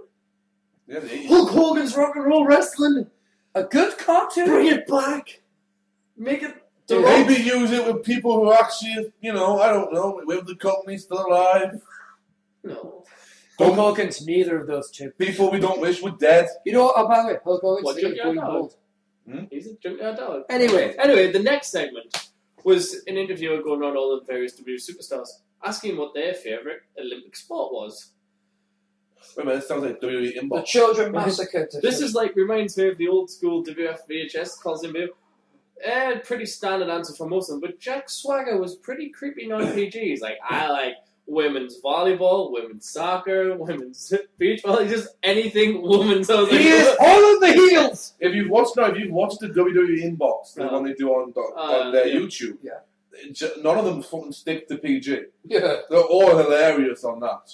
So, and Kurt Hawkins, I remember, did one. It's fucking great. Who's the biggest dork in the WWE? Matt Striker. That was the main part of the show. It ended with next week.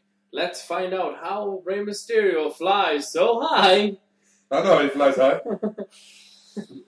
And then it's only a type B. And then we finished with the SummerSlam music video the WWE superstars all did, which was pretty good. It's fucking hilarious. All in all, the match itself was pretty good for what they had. I don't like the idea that you can't hit the head. I think it's pointless. Well, that's going to confuse the shit out of them, surely. Yeah, but I like the idea of the other backstage stuff because it reminds me of the old Coliseum video releases. So, you don't know. Well, do that without the match then. I think Kurt Hawkins is on this week versus, I can't remember who. It might have been Brodus Clay. Anyway. But I will have to check that out. So, NXT. Rest? Are we going NXT. Right. Yes. So, really, are you going to try and do that when I'm here? No, it's quick rundown of NXT. Quick rundown of NXT before the important stuff. Big E Langston defeated. Can't think of his name. Someone. Can't think. What does he look like? He's dead. Was it Richie Steamboat? No, he basically squashed him. Was it I can't think. Was it the Blackjack? No, it was none of the main ones. It was one of them. One of the Wyndhams. Dallas. No, not one of the. It's not one of the main ones on the show. Is it one who consistently gets jobbed? Yes. Not CG Parker, the other one. Hold on, there's a chance. Anyway, if I can't, his name is lost. Don't worry about it. But anyway, I think we also had a Divas action with Tamina Snuka versus what I believe is her last appearance, maybe Sophia Cortez. So we realize how far this is taken behind. Decent Divas match. Tamina comes out with a win. After the match, Raquel Diaz comes out and attacks Tamina, putting the L on her head. So I was thinking, ooh, this gimmick is ironic. Yes, it's ironic. Yes. And I was just thinking, ooh, generations fighting each other. She didn't reply to my tweet. Was it Aiden? So I'm asking, is it Aiden English? I don't think it was Aiden English. It's the results not up there. This is the NXT website. That's the roster. Yeah, no, that's what I'm looking at. The CJ's there. No, it wasn't him. Dean's there. He hasn't made debut yet. I'm really not sure. I'm not going to lie. Oliver Gray. Who the fuck is Tack? He hasn't debuted yet. Anyway, if you can get the results up. So that was that. Usos come out. We're talking about the Ascension. They challenged them. Wasn't a match. They wanted to fight. Mm-hmm. The amazing entrance hits. Yes. And nobody comes out for ages and ages, and they get attacked from behind. And they do their double team move on both Usos separately. One on the outside, which was pretty vicious on Jimmy, smashing under the bar, and then they did it inside. So it's like, that could be an interesting feud. Well, the Ascension definitely are an interesting tag team. Definitely. I love their corner stomping. Yes. It's like stomp, tag, stomp, tag, stomp. It's just like the carousel of carnage. But then, the main event. Wow, man. It is the final of the NXT title Gold Rush tournament. And your participants are Jinder Mahal and Seth Rollins. Rollins. I'm not American. There's a slash in there. It's applicable. All of the superstars that have participated on NXT, all the referees, all come out first onto the ramp with the NXT title on its little podium that's been there for the past few weeks. Mm-hmm. Then they all applaud Dusty Rhodes coming out, who takes the title to the ring. He walks into the ring, and who is announcing the competitors? Well, they both come out to their music with no announcing. It's like, And it goes to the ring, and The Fink is on NXT. Yay! Announcing this like a world title match. So to me, #good booking.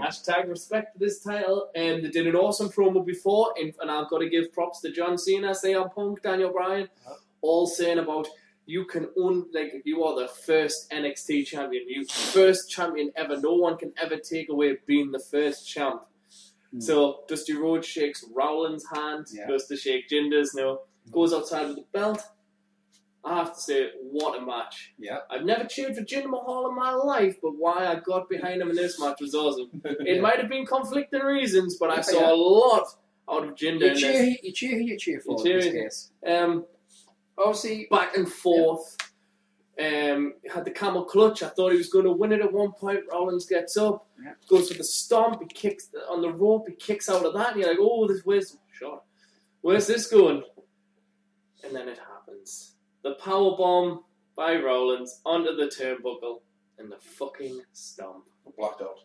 1, 2, 3, and your new NXT champion, Seth Rollins. Who's The Fink? Gotta think it up, man. You fucking non. Here's the winner Jew. of the new NXT champion, Seth Rollins. Rollins! The loser applicable. Well, you didn't get the result you wanted, but good match. Hashtag awesome match. Hashtag bad booking. So the question is, will Jinder Mahal become the second ever NXT champion? That's what you want to know, right? Yeah, well, hopefully he's gonna feud with guys like Gabriel. Quick question: who was the first match? Did you say? I can't remember. I know I missed the tag. I've just thought I missed the tag match. Yeah. I missed Camacho and Hunico getting their revenge on Dalton and. So basically, that was NXT. So I was really pissed off with this. Obviously, Seth Rollins winning the title. No. I know what you guys are going to say it's for the NXT, but they put 4 talented guys from the main roster in this tournament. Yeah. He jobbed out McIntyre first. If anything, McIntyre should have been in the main event. I'll tell you what. Let's leave this to our fans, right? I'll post a poll on Facebook. I'll also post it on an independent website if people aren't on Facebook. I'll link to it via Twitter. Should one of the 4 main eventers, the 4 main pros, shall we call them? From the 8 in the tournament, should we not just put out from the 4 and the 8 in the tournament who they would have seen as NXT champion? Yeah, we'll put the options up there. You guys get to vote, and then we'll reveal the results on next week's episode. That's easy to do. I'll do it tonight after the quiz. So, okay. Hashtag top 8. We'll get to vote as well, so we'll have our say. So, that was all the recapping. So, I'm pleased to see a new title active in the WWE. So, Chase Donovan fought Big E Langston. So, with the recap done, let's discuss some of the week's wrestling-related headlines in... Wrestling News.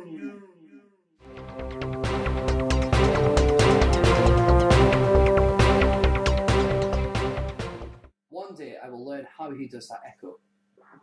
Echo. It seems to be a lot of... How did you do it? That's not fair. I can't echo. And I edit this shit. He taught me. Ooh, I see. I see how this works. We were in the pub one night, you see, and we're just getting pissed off about Cena. He's just following the rules of Untouchables. And he just, next thing you know, teaches me how to echo. He's following the rules of the Untouchables. If you want to keep a secret, don't tell your boss. So, our first news. Now, this is why I was cackling like a madman. Are you ready, guys? Yeah, sure. Cameron, one of the Funkadactyls, tried to bribe a police officer $10,000 while she was being arrested for drinking under influence. So, DUI. 10 grand bribery, drinking under the influence, and then she put a different company as her employer. Wells Fargo, sales associate, not WWE. Wait, Wells Fargo? Yeah. Sorry, Rubicon. She puts up there as She's not what you think. She puts up there as a sales associate. So, how did She should have WWE... put itself as an independent contractor. We need to get Linda to win this. WWE That would be best if I didn't say who I was. WWE stated needs to win. Ariane Cameron did not alert us to this matter. We are investigating and will take appropriate action. Funky's on a roll. You ain't going with it. I want one question answered, right? Maybe they'll call We constantly bitch about the lack of... She got released. We get a lot of... Christina Crawford. She got kept.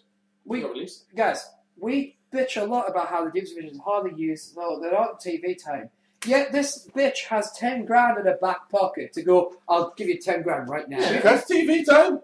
But it's like, She 10 grand and all she does is dance. Right? And? Good point. She's in the WWE for God's sake. Us three ugly bugs should go and dance for fucking 10 grand. I'd do that. I don't think you want to be in the places they'll pay us to dance. No, WWE. I'm saying we'll be the most ironic dancers What do you ever. think Big Jim Johnson was? We'll be the new fuckers. We'll be like the new Funkarexes. Funkarexes. We're the Funkarex. Yeah, we're the Funkarexes. You know. Yeah, we'll teach bros how to dance. I'll do that business. You know. You tap dance. I don't know. What can you do? Tap dance. There you go. So there you go. I can dance. Our next news: Drew McIntyre addresses the lack of TV time. Interesting little segment. He basically said, sometimes in life you got to step back and realize no matter what you have accomplished or you feel the world owes you, in reality you're damn lucky to even be involved in WWE. I know you're all calling for a revolution. It's not time yet. Wink. So New generation. Apparently. It sounds like Drew McIntyre's worked out the politics. Mm-hmm. It's like, I don't know what I've got to do. I'm going to keep my mouth shut and just buy my time. And another news. Joe Luke and Forrest Jameson have been charged with second-degree theft. What did they steal? They stole a replica TNA World Heavyweight Championship and the TNA World Heavyweight Championship. The TNA World Heavyweight Championship is valued at $6,000. Whilst the replica belt is valued at $400. These idiots stole the TNA World Heavyweight Championship at a house show. Well, they just jumped the fucking wheel and nicked it. Luke was released on a $5,000 bill, while Jameson was released on a $3,000 bill. He must have had the replica. That's all I can say on that one. Some guy goes, these two guys go to a house show and go, Forrest, you here? I have an idea. It's a good idea, right? It does involve a bit of second-degree theft. Oh God, what are we going to do? We're going to steal the TNA World Heavyweight Championship. Good idea. Good fucking idea. I'm just curious where they got the replica one from. I don't know, but how can you steal? I get how you steal the authentic one. Because it's some guy. But in our final news of this week, the NWA have sent out a following press release: Houston, Texas International Wrestling Corporation Limited, a Texas corporation with headquarters in Houston, has acquired exclusive ownership of the National Wrestling Alliance brand. So we have new owners from NWA. Now, maybe not a lot of fans watch NWA, but this is big news. Anytime a company's got a big company like NWA, they have a company of a lot of history. They've got new owners. If you're interested, I'll just going to quickly run through the three names. Your President and Chief Executive Officer is an R. Bruce Tharp, Esquire. Your Vice President and Chief Operating Officer is Fred Rubenstein. And Vice President and Chief Financial Officer is Chris Ronquillo. It is the oldest and largest sanctioning body of professional wrestling, and branded events have been and continue to be promoted around the world since 1948. And the current NWA World Heavyweight Champion is Adam Pearce. Bastard. So, speaking of Drew, in news, yes, you know how Tiffany's joined TNA? Uh-huh. Aaron Terrell. Do you, and And she's the exclusive knockout. And you know how referee. she's telling all the divas. Do you think she's just doing what she's just putting them in the place saying she's not being what she did to Drew McIntyre? What do you mean? Like, she's not letting the knockouts do to her what she did to Drew. Possibly. Don't know why I haven't thought of that much, and I haven't really heard what she said. Too soon. Yeah. Too soon. Well, with all that, Basically putting Drew down. let us visit the wonderful world of nostalgia as we visit that magical land of You Get Rich!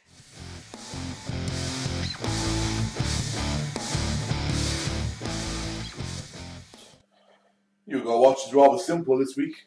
Good.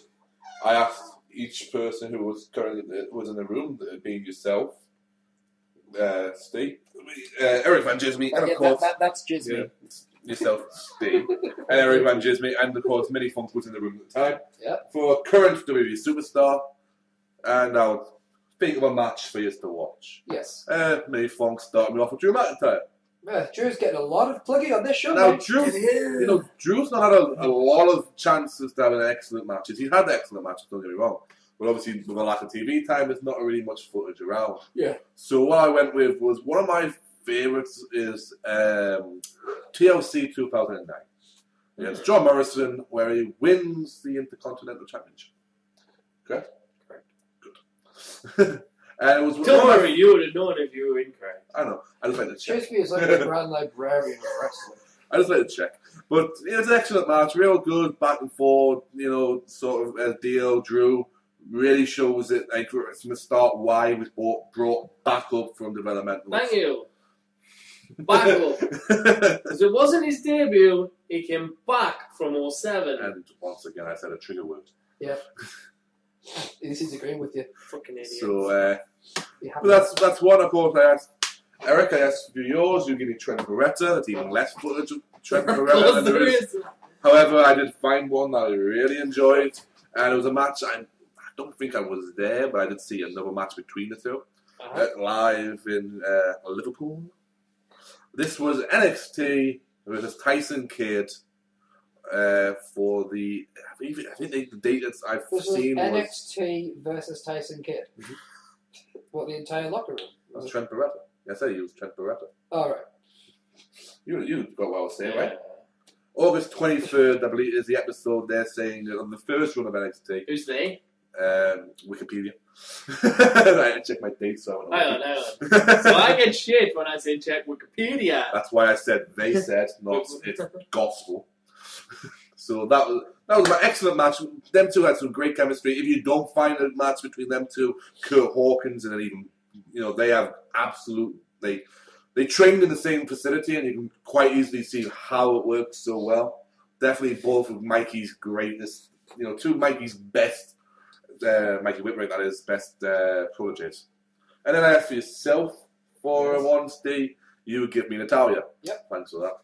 So today I had Drew McIntyre, who had the most footage out of any one of the ones I had, followed by Trent Beretta, who had probably about the same as Natalia did, and Natalia's been in the company longer.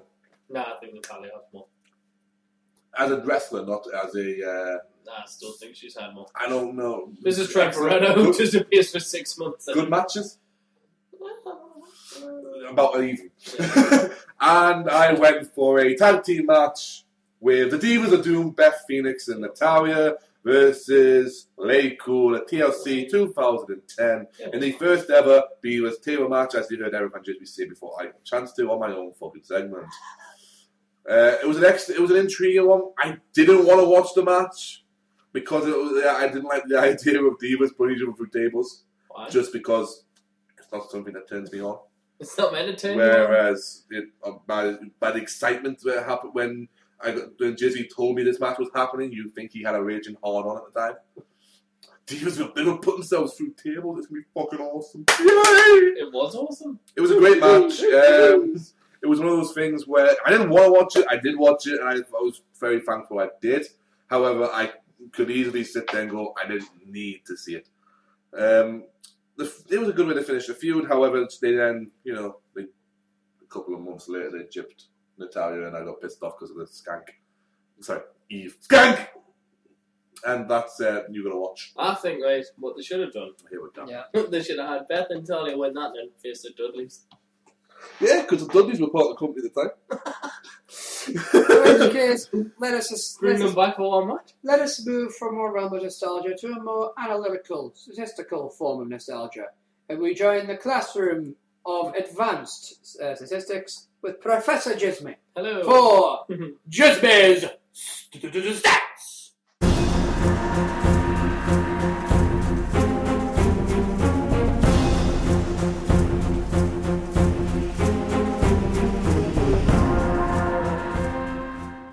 I like that. Yeah. I've got to try different ways, you know. I can't change the you gotta watch one, although people will get pissed. So, Jismie's stats. Hello. Hello. My stats today Yes. are on a man. They're not about weddings, I assume. No, again, no. Next time. Sick! Let me guess. You're not going to do weddings until I do a top 10. Now you said it. I'm never getting the weapons. Oh, it's okay. You're not missing much. Anyway, this You guys going to be at my man wedding, sadly passed away. right? Okay. Sadly, not long with us. What is with you and fucking... He's honouring. I'm It's okay. honouring the dead. This man Just trying to bring me down. is test. This is a test. That's not his full name. It's Andrew Martin. Andrew Test, look on the shaman. Damn right. I'll take that. Well, let's hear some awesome test stats then. We'll test. He had a valuable career. He's got a big boot. No, he certainly did. Yes! So, Greatest finisher in the business. let us start. Test is a one-time Intercontinental Champion. Oh, yeah. Oh, yeah, indeed. He is a one-time European Champion. Kind of sorry. You sounded whiter than me. Oh, yeah, indeed. Quite Dutch as well. Makes a change. Next one, dude. Actually, there's a lot of dead wrestlers involved in these titles. Never mind. He is a two-time Hardcore Champion. Yeah. A one-time World Tag Team Champion with Booker T. And he's also a one-time WCW Tag Team Champion with Christian? Booker T. Yeah. He was 1 quarter of the Un-Americans. Oh, God. Used to be a third, but they got another member. It's like you've demoted. Yeah, Jericho's an honorary member. It's like you've demoted me, sir. What's that all about? Hey. And he appeared in 5 consecutive Royal Rumbles from 1999 to 2003. I was going to say, these are... It would have been 6 consecutive Royal Rumbles if it wasn't for one hardcore legend, Mick Foley, who attacked him. You want to get his hands on Randy Randy Orton? Orton, yes. And he also is the only ever winner of an immunity battle royal. And that There is one more you're forgetting. Test loves his testicles. It's awesome, he stood up at the altar. Yeah. That was in the That's wedding. a wedding stat! That's the wedding stat. I'll give you a fucking wedding stat. He got stood up with the As other. threats go, that's the weirdest. I'm just thinking, if You they know, hadn't I know what you're thinking. Not when, but how many times did they consummate the marriage? Directly. That's Just insane. think, Test could have been Triple H. Just think, Test could never have been Triple H. Right? His nose was too small. No. But if they'd gone with Test, and he married Stephanie, and he buried the talent... That was never the fucking storyline. That was never gonna happen. No, if they had, I said, if they'd gone with the Test... But your understanding of the storyline is wrong as well, because it wasn't the idea they were burying the talent just because it was Triple H. No. Anyway. It was with the boss's daughter, of course we were going to bury the talent. But anyway. Anyway, guys. So that was Test, this is a Test. In which case... A.K.A. Andrew the Punisher Martin in TNA. Where he's undefeated. 1-0. Final stat. Hashtag TNA. And God, how we miss him. So he could have been great in this kind of environment, especially against the likes of like CM Punk, Daniel Bryan, John Cena. I'd love to see that. You know, just put the face off it. Boom! I'd even. Can you imagine if John Cena could have selling a Test big boot? Well, at least we did get to see Punk Test. Yeah, but I'm thinking more now because like they would have been terrible. But imagine Dolph Ziggler versus Test. How he would have sold it. Bam! That would have been awesome. But I mean, he would have sold that zigzag great. Guys, we're going to go into everyone's favourite segment of the entire show. It's when... Hashtag Top 10!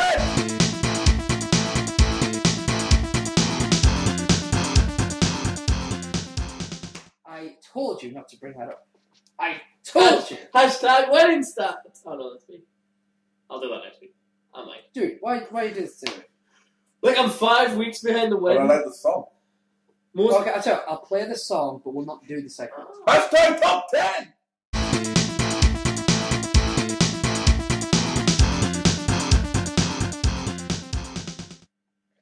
Next! What's your segment? What was your top 10? Remember when you said don't give him free will? I now know why. It's like feeding a gremlin after midnight. What was your... Define after midnight. Yeah. Where does it begin? Yeah. Well, obviously, where does it begin at midnight? Wrong show! Where does it go? But where does it start again? 6? When the sunlight comes out? Because you've got to keep them away? Like, I guess so, yeah. It's like, but it's weird. It's like, don't get them wet, but they walk in snow. Yeah. Yeah. Come on, yeah. If you want to talk about hashtag gremlins, I'm all for it. Or you I'd rather not. you could just talk about gremlins. Let's talk about everyone's favourite. So what was your top 10? Non-existent. Anyway, basically, We we're going need the to top 10. jump. We're going to jump. We didn't have it in the beginning. We don't need it now. Let's move on. Basically, we are going to talk now about everyone's favourite segment. It's when our listeners get to pose the tough questions to us, or just get to confuse the shit out of us, or basically use their chance to put us into more arguments, because that's what we need. Callum. That's right. That's right. It's time for hashtag Fan Corner.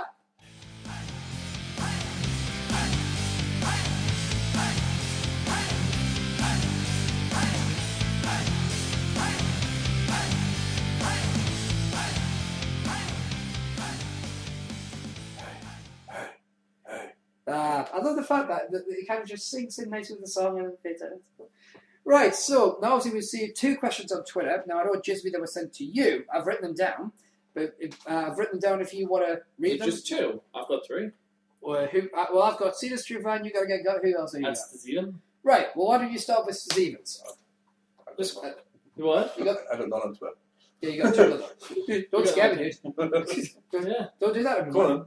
I'm gonna From Matt to Steven, what is our favourite taunt? E.g., Austin with a middle finger, Benoit with a thumb across his neck, Rock with a just bring it, Shane Mac with a little skippy dance. Oh. Undertaker's throat. With the hand across the throat. Just before the tombstone it used to be. Spinner Rooney. But more specifically, the hand. Because I find myself doing that. Like just put my hand in front of my face, like. The second runner-up would be Matt Hardy's, Jeff Hardy's fingers to the face, like. I love the combined one they did, where there was like version 1 and Hardy. Like, Yeah, Jeff Hardy was doing it. I was like, what? Jeff Hardy version 4. Even when he was feuding against Matt and he still do it. I'm like, okay. I love the just bring it. Yeah. But I've got to go with the Hulk Hogan ear. There's another crowd, like, A runner-up for me would be the DX socket. Oh, yeah. Because it just comes quite natural. Yeah. So what was your top? Mine was the Undertaker. Oh, Undertaker crosser. Okay. Question from your girl. Hi, beautiful. See this truth fan. Hi. No, you don't. Hi, Steven. It's the hair, man. Yeah, if you don't have long hair, you're out. Hashtag fact. You'll be out soon. If I'll also have a ponytail. It's that boat spot point. If you could create a brand new title in WWE that has never existed in WWE before, what would it be? Mexican hardcore tag team titles. Wow, you thought about that, hadn't you? Wow. Okay. Dan? King of the Death Match. Bring it over from Japan. Fuck it. Okay. I would probably go for finisher title. Okay. You've got to be the first to hit your finisher, but you have to establish what your finisher is before. Very So cool, it's kind of like you sign it. It says, right, you get pick 2 finishes. You got to pick 2, right? And it's going to be something you've used often. All right, well, this will be it. Because obviously, if you can ban finishers, you should have matches which are specifically about your finisher. That's the way I think. Okay. If people didn't understand that, that was Mexican hardcore tag team. Trust me, titles. if you can explain it, no one will ever understand. You're going to get got! 24/7. Says Eric. Aye. If you had no money, what would you be willing to do for fan interaction tickets? Personally, if he had no fucking money, the guy's rich as fuck. By the way, this was also changed. It was also addressed to used to. If you don't care about TNA, what would you do to get WrestleMania tickets? Yeah, but my answer's simple. Couldn't give a fuck. I really couldn't give a fuck. Wait until 30 when my mum and dad think it was the 25th birthday present. Do you know what I do? I do what I always do because I generally don't have money. I do nothing. What would I be willing to do? I don't know. Nothing. I don't know. I'd work. I'd possibly say I'd work the access, as a security or something like that. I'd work to work. I don't know where this is going. I tell you what I'd be willing what to am I do. willing to do? I'm pissed off because I haven't gotten London Interaction tickets today. I've only got I'll tell you what I'd be Manchester willing ones. to do. Open up a comic book store. Yeah, that would work as well. Yeah. What am I willing to do? Is this supposed to be like some test? How far am I willing to go? 'Cause I'll prove a point. Basically, what he wants to know is, will you suck his cock? No. Right. But I would jump off a... Would you catch a grenade for him? No. Gotcha. I would die then, so then Who I the would fuck's throwing grenades? No. Dixie Cat. Me going... Vince McMahon, get away from it! On to our show! Rich T going, grenade! No, I don't know. I might break my own arm. You break your own arm. Break my own leg or something like. If you want to really go extreme, maybe. Well, that's a bit. Would you much. pick your hair? No, he Would wouldn't. you go bald? No. No, but he is. Would you go short head? No, not for interaction tickets. He is going bald. I might shave my head for Royal Rumble front row tickets. So hang on. The problem isn't currency. It's just how much of it. Well, because we can't get a hold of them at the minute. You mean? Because we haven't gotten a hold. The basic story is we went from Manchester and London once. Gary ended up getting 4 Manchester ones, and me and Anna couldn't get a hold of the London ones. Yeah. We're the only ones going to London. So we had to say we're going to eBay. Alright. So now he's gone for this. What are you willing to do? Because obviously money wasn't the problem. What are you couldn't get a prepared hold to of do? it. So I don't know. Is he testing me? Walking Well, through the car? I'll tell you what. You're gonna get got next week. I would just work for me keep, mate. Yeah. But you said if you hadn't got money. You so I'd work for me keep. But I think this is where that is Right. not irrelevant. You gotta get Yeah, got. I'd work Next so I'd week, got I the think tickets. basically you can't get for money. You've got to do something for them. That's I'm what not saying I would do. That's what I'm saying. He'll work. I would work in exchange for tickets. Right. So I'd work for the company as long as I got I'm the one tickets. that's breaking the rules. But anyway, I don't think the company's just going to hire you though. but it might do. If it was an option, that's what I'm saying. Hang on, if you're working, technically aren't you already there? Yeah. So there you go. You I work. want if I could live in the, I I could live in the city yes. and not be able to get tickets. Yeah, but I That's what I'm think- saying. I'm agreeing with you. I think I've got Understand. at you going to get gut point though. I think it's what are you willing to do, like For something. fan like interaction this. tickets, fuck all. For WrestleMania, wait until my mum and dad pay for my 25th birthday, WrestleMania 30. You're gonna get got. Why don't you pose some scenarios where we can ask Jismie if he's Yeah, it's willing too to do open-ended. that? So, questions from Tumblr now. We have a few. Oh, that should be good. Now, before the show, we don't know what questions we'd ask, but there was one that he giggled like a schoolgirl at. And you'll, trust me, you'll definitely know which one that is. Right, so I'm quite... So, first of all, Yes. these are all anonymous, by the way. I don't believe anyone's put, no one's put the name on. I That's think fair. you write them. I don't, so fuck you. Who would be the most dangerous Can't say person questions to have? Who would be the most dangerous person to have? Has I believe it's as maybe they typed it wrong. Right. As the leader of a new NWO, Geek, Eric, or Steve. So who would be the most dangerous person to have as the leader of a new NWO?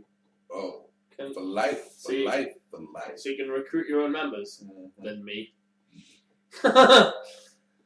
If I can get all In a state of you being recruitment, yes, you. As a state of taking over, possibly me. Because my rules of gang warfare would abide. Overall state, you may be quite scary as no one would know the overall plan. I'm trying to work out what I do and then what you two would do. I'll have my Hulk. And my Kev. Honestly, And my Razor. I think the most dangerous leader would be you, but for an odd reason. Because eventually he'd take over without you even suspecting it. He'd pull a Brutus on you. It'll be Kevin. He'd pull a Brutus on you. Because whilst you're going, oh, Dan, he'll never. We'll take him out. You can take him out, and I'll go, take me out if you want. I will still be a voice. At the end of the day, though, we all know it would end up as the thing called Doom. It would all go full circle. Not necessarily, because they might turn around and say, not again. Okay, following on, this probably sounds as if it's from the same person. Right. Using free current Well, it is, isn't it? Anonymous? Anonymous is our number one fan. Yeah. However, if you understand... Fan of the week! Once you've heard the question, you'll get it. Using three current WWE superstars and one WWE diva, create a new NWO style stable. What do you call it, and which three of these is the leader? Fucking hell. So, how much? 3 superstars and a diva? All current. No legends or... All current. Yeah. Can I have the Rock? Nope. No. Fuck off, he's on that. So you can't have him, and then you can't have him. 'Cause He's either an active member of the roster or he ain't. Well, fine, you can have the fucking Rock! Well, that escalated quickly. Thank you. Good! Because that's how it should be. It's a joke. No, it's He's not. coming back in the Rumble. He's been there 5 weeks ago. He's active.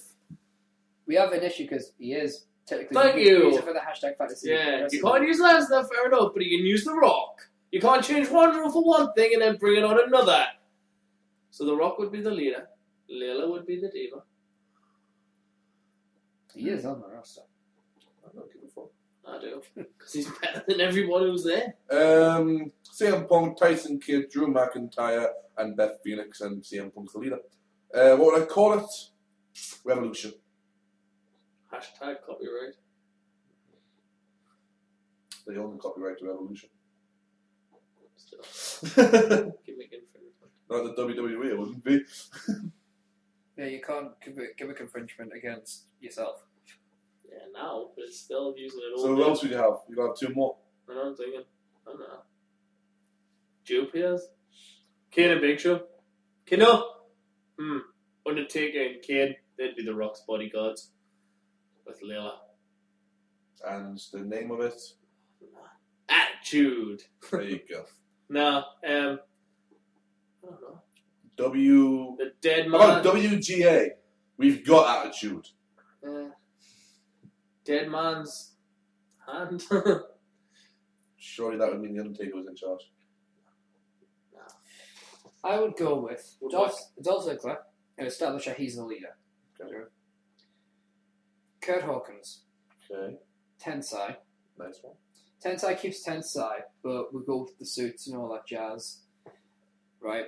We have AJ, assuming that she remains general manager. Right. The team would be simply called the Syndicate, and they don't have to like each other, but they are sick and tired of having to job to people. Okay, So like, cool. no, we're in charge now. And Dolph Ziggler's in charge, basically because he's got money in the bank. But Because essentially that's the NWO style of things. But the way it works is whoever has the higher ranking prize is in charge. So Dolph has the money in the bank so far. But if anyone of them wins the WWE, Dolph will go, fair enough. What do you suggest you do? And if no one holds a title, or if there's an argument, AJ goes, nope, I overruled. Okay, that's cool. Mine would be like, let's take all these nobodies out and like destroy the roster. Well, it's an NWO style, so Yeah. mine would literally be just taking over. Yeah. Assuming all 3 of you were single, and all 3 of you in the WWE, yeah, nice one, all 3 of us. Yeah, thanks for that. Yeah, all 3 of us. Yeah. So assuming you 2 were single, and all 3 of us were in the WWE, who would probably be the first to end up dating a diva? Now, dating is quite a serious word. It's serious. He'd be the first to end up. Sting would be the first to end up dating a diva. Yeah. Jismie would probably be the first to get off with one when they're drunk. And I would be the first to not talk to one because I couldn't physically talk to them. Just every time I talk to them, I'd be blah, blah, blah. Sorry. Blah, blah. It'd be like his reaction if I said CM Punk beat The Rock. Jismie? Runs Yeah. out. Would that be about right? Just about. Cool. Next question. Why is Erik so mean to Geek?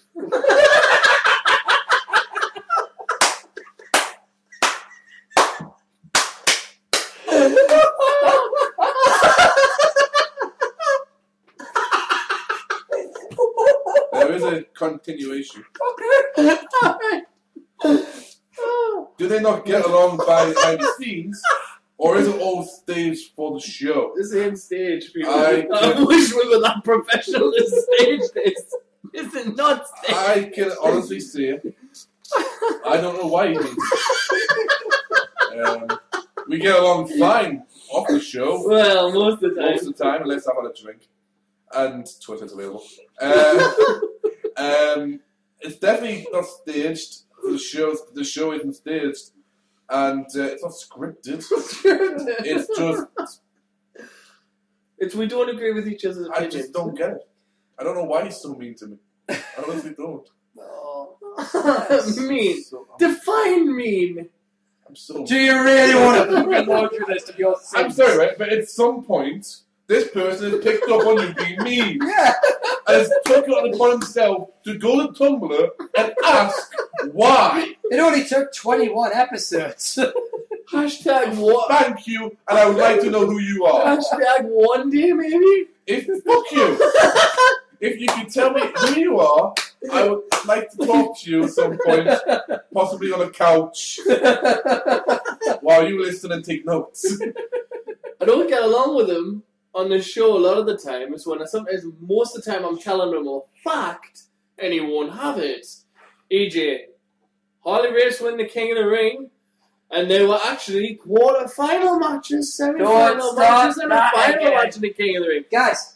That's part of it. Fuck you up the arse sideways. That's bits like that. But I think actually what it comes down to is the fact that you guys are such huge, but you guys define what a mark is.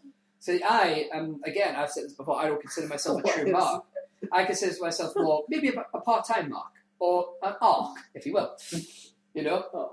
Or, well, you know, so, because, but you guys, you, see, yeah. Found him on the bus. Yeah, I like to point out. I told him to go. I like to point out. For some reason, today I was referred to as the dream weaver of the Total Market. Thank you. I am the dream weaver of this show. That was from Papa D. Yeah. I've never been called a dream weaver. Papa D. Papa D. Who the fuck called you Papa D? No, that's what I'm saying. Now I didn't call him the dream weaver. Papa D did. Papa D. Who called you it? Is that Rubicon? Yeah. Yeah. Oh, Papa okay, D. yeah, okay. Anyway, but I'm dancing. But you are everything. In an odd way, it's almost like the newer like WCW style, because you are all about the tradition, like the Ric Flair, and he is the new and the edgy. And it's kind of like I'm like Eric Bischoff here. I'm trying to keep enough of the traditional, but I also want to move to the new as well. And obviously, it all entered a clusterfuck. I love that. This one isn't going to end in business and only be worth £1. It's like if I'm so mean, but you come back every week, then he's like your beaten wife. I can change it. We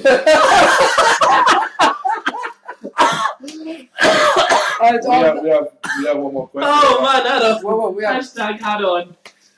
Oh my god. Really? You took your time to say I'm mean. You've just offered him the highest compliment. I wouldn't say it. Oh, they would. But it's okay, viewers. I can change it. I believe I can change it. No, Dan, you can't. Sorry. Just a few more hot meals. I'll send you back to the Steve and... No, don't send me back there. Don't send me back to them. They don't want me anymore. Trust me, they don't want me anymore. I came on back of truck. I married Jismie in the partnership.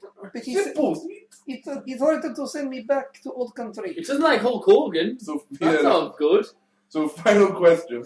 Okay. What two celebrities would you like to see have a wrestling match on WWE, Raw or Smackdown? Show is not important.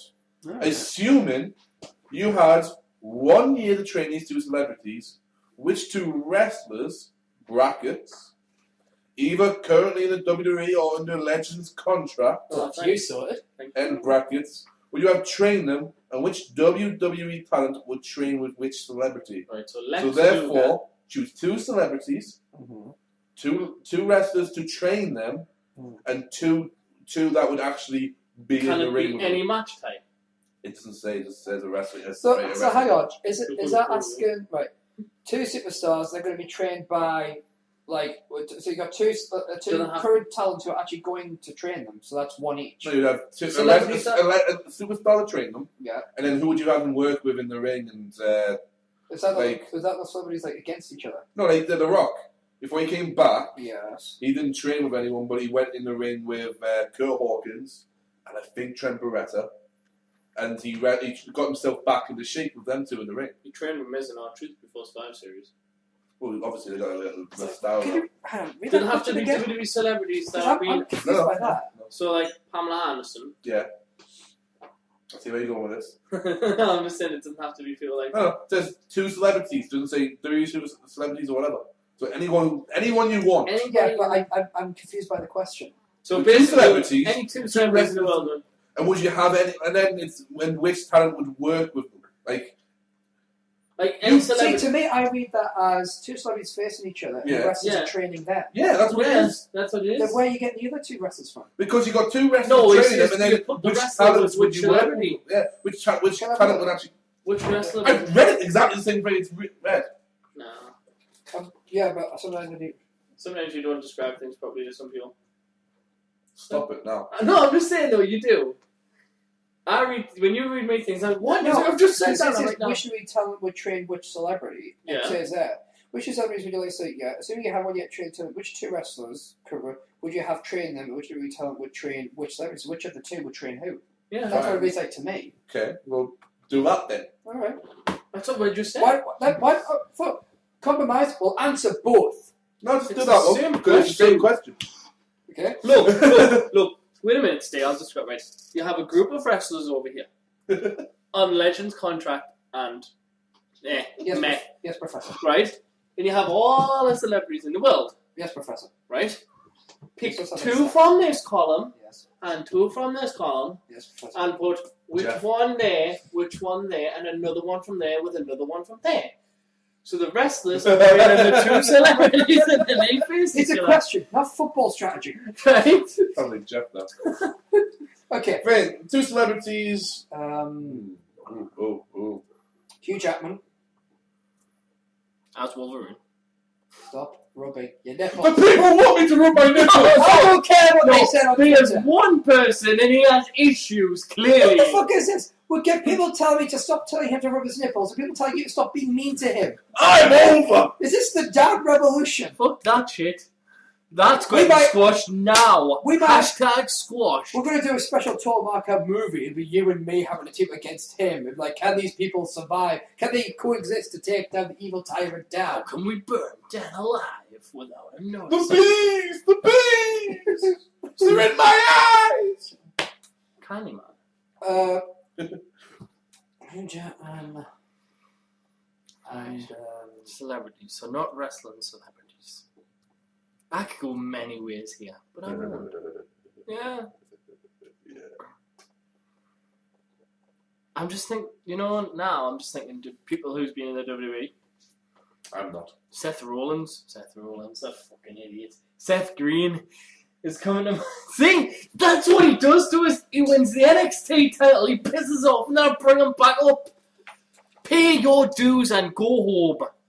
Go home. Aye, home. But ROH. Home. Home. Aye. Home. Hashtag home. HOBE. Home. Oh. No. Home. We're all posh on this show now.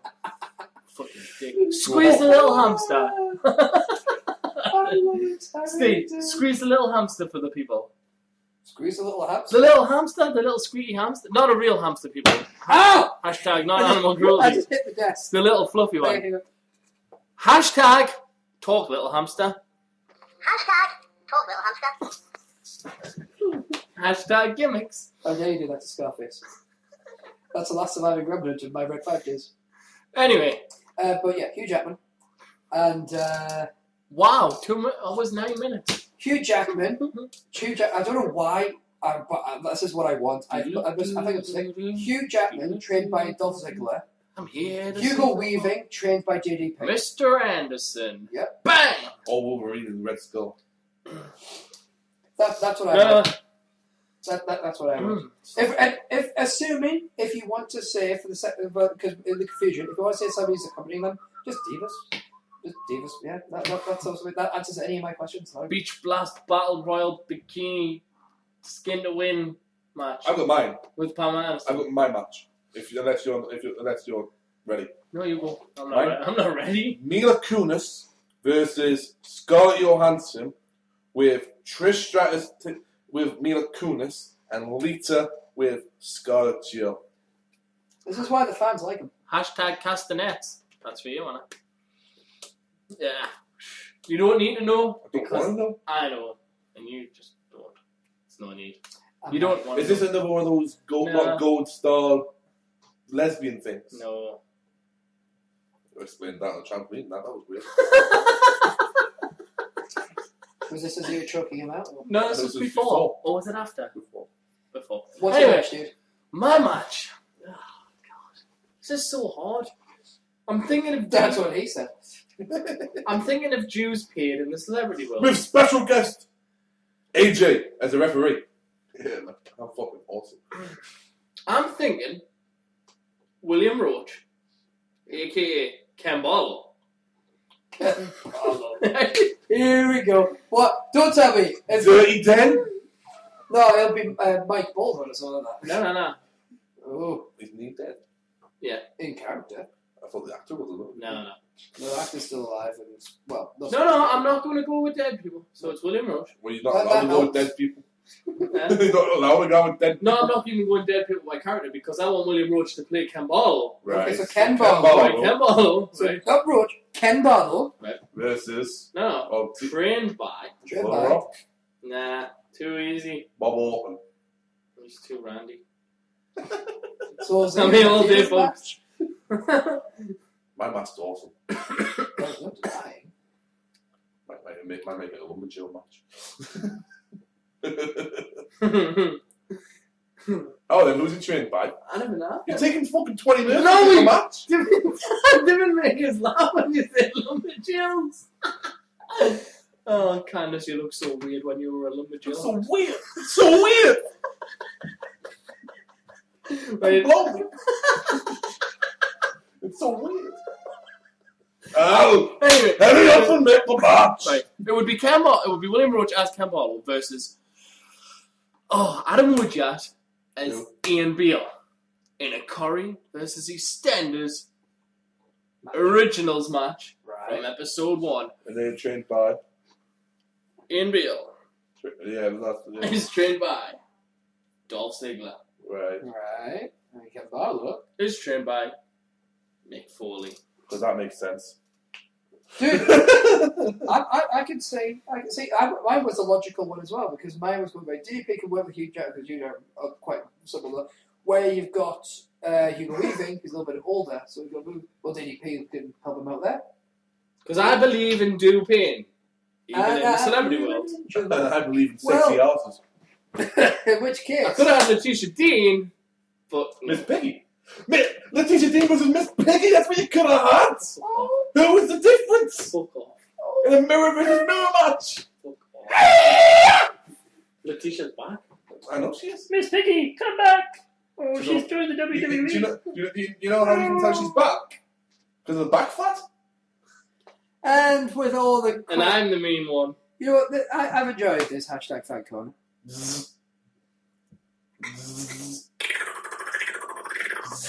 The generator's not starting. Ah, shit. I've done the electrics wrong. It must be, Shooter's blow!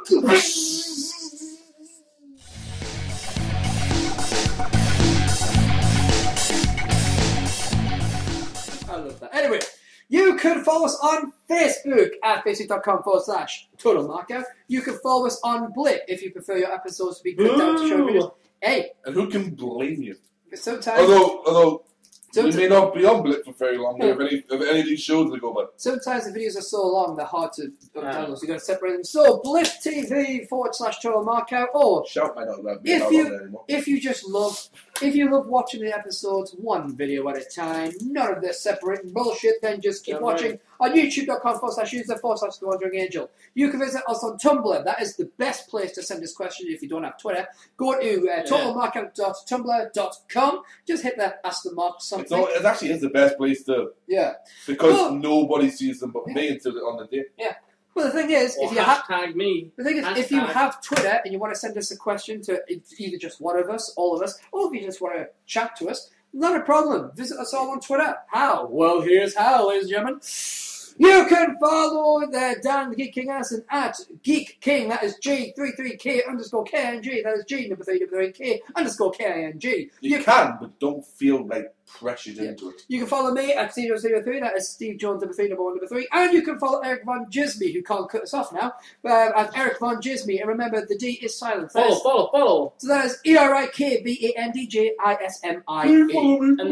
is silent. I did say that. Our next episode, ladies and gentlemen, Just tell them again. will be hashtag. Yeah, I did the hashtag for the number, even though the hashtag means number. Your influence! Now, next. Will I be here? September 8th. And our next episode is number 23 on September 8th. Well, that's 2012. 5th, it'll say August, September. That's the shout script. I know. There, no? So we'll be back. What But, is hashtag show? ladies and gentlemen, Jismie is not going to fly off in his invisible plane back to the land of the past. Amazon, landlord Amazons. Is it? No, I'm going to go on my bus. He's going to go on the bus to go on. He's going with Chris Benoit, a barbecue picnic. Kane's doing the catering. Dan is not going to go back to the Fortress of Solitude and feel so lonely. And I am not going to scream. Wow! What? Wow! Fortress of Solitude and feel. And he's mean! Oh. So low. And I am not going to cry and scream my computer. Should we do a Yes. hashtag help Dan? Yeah. Maybe do a fundraiser for Dan. And then just to buy I wasn't beers. thinking no fundraiser. I think we're razor. No, you see, we're sticking around. Because after this, we're doing the hashtag Total Markout quiz. And I'm going to win again. Will ErikVanDjismie finally reclaim the hashtag Total Markout quiz championship? Hashtag spoiler. Yes.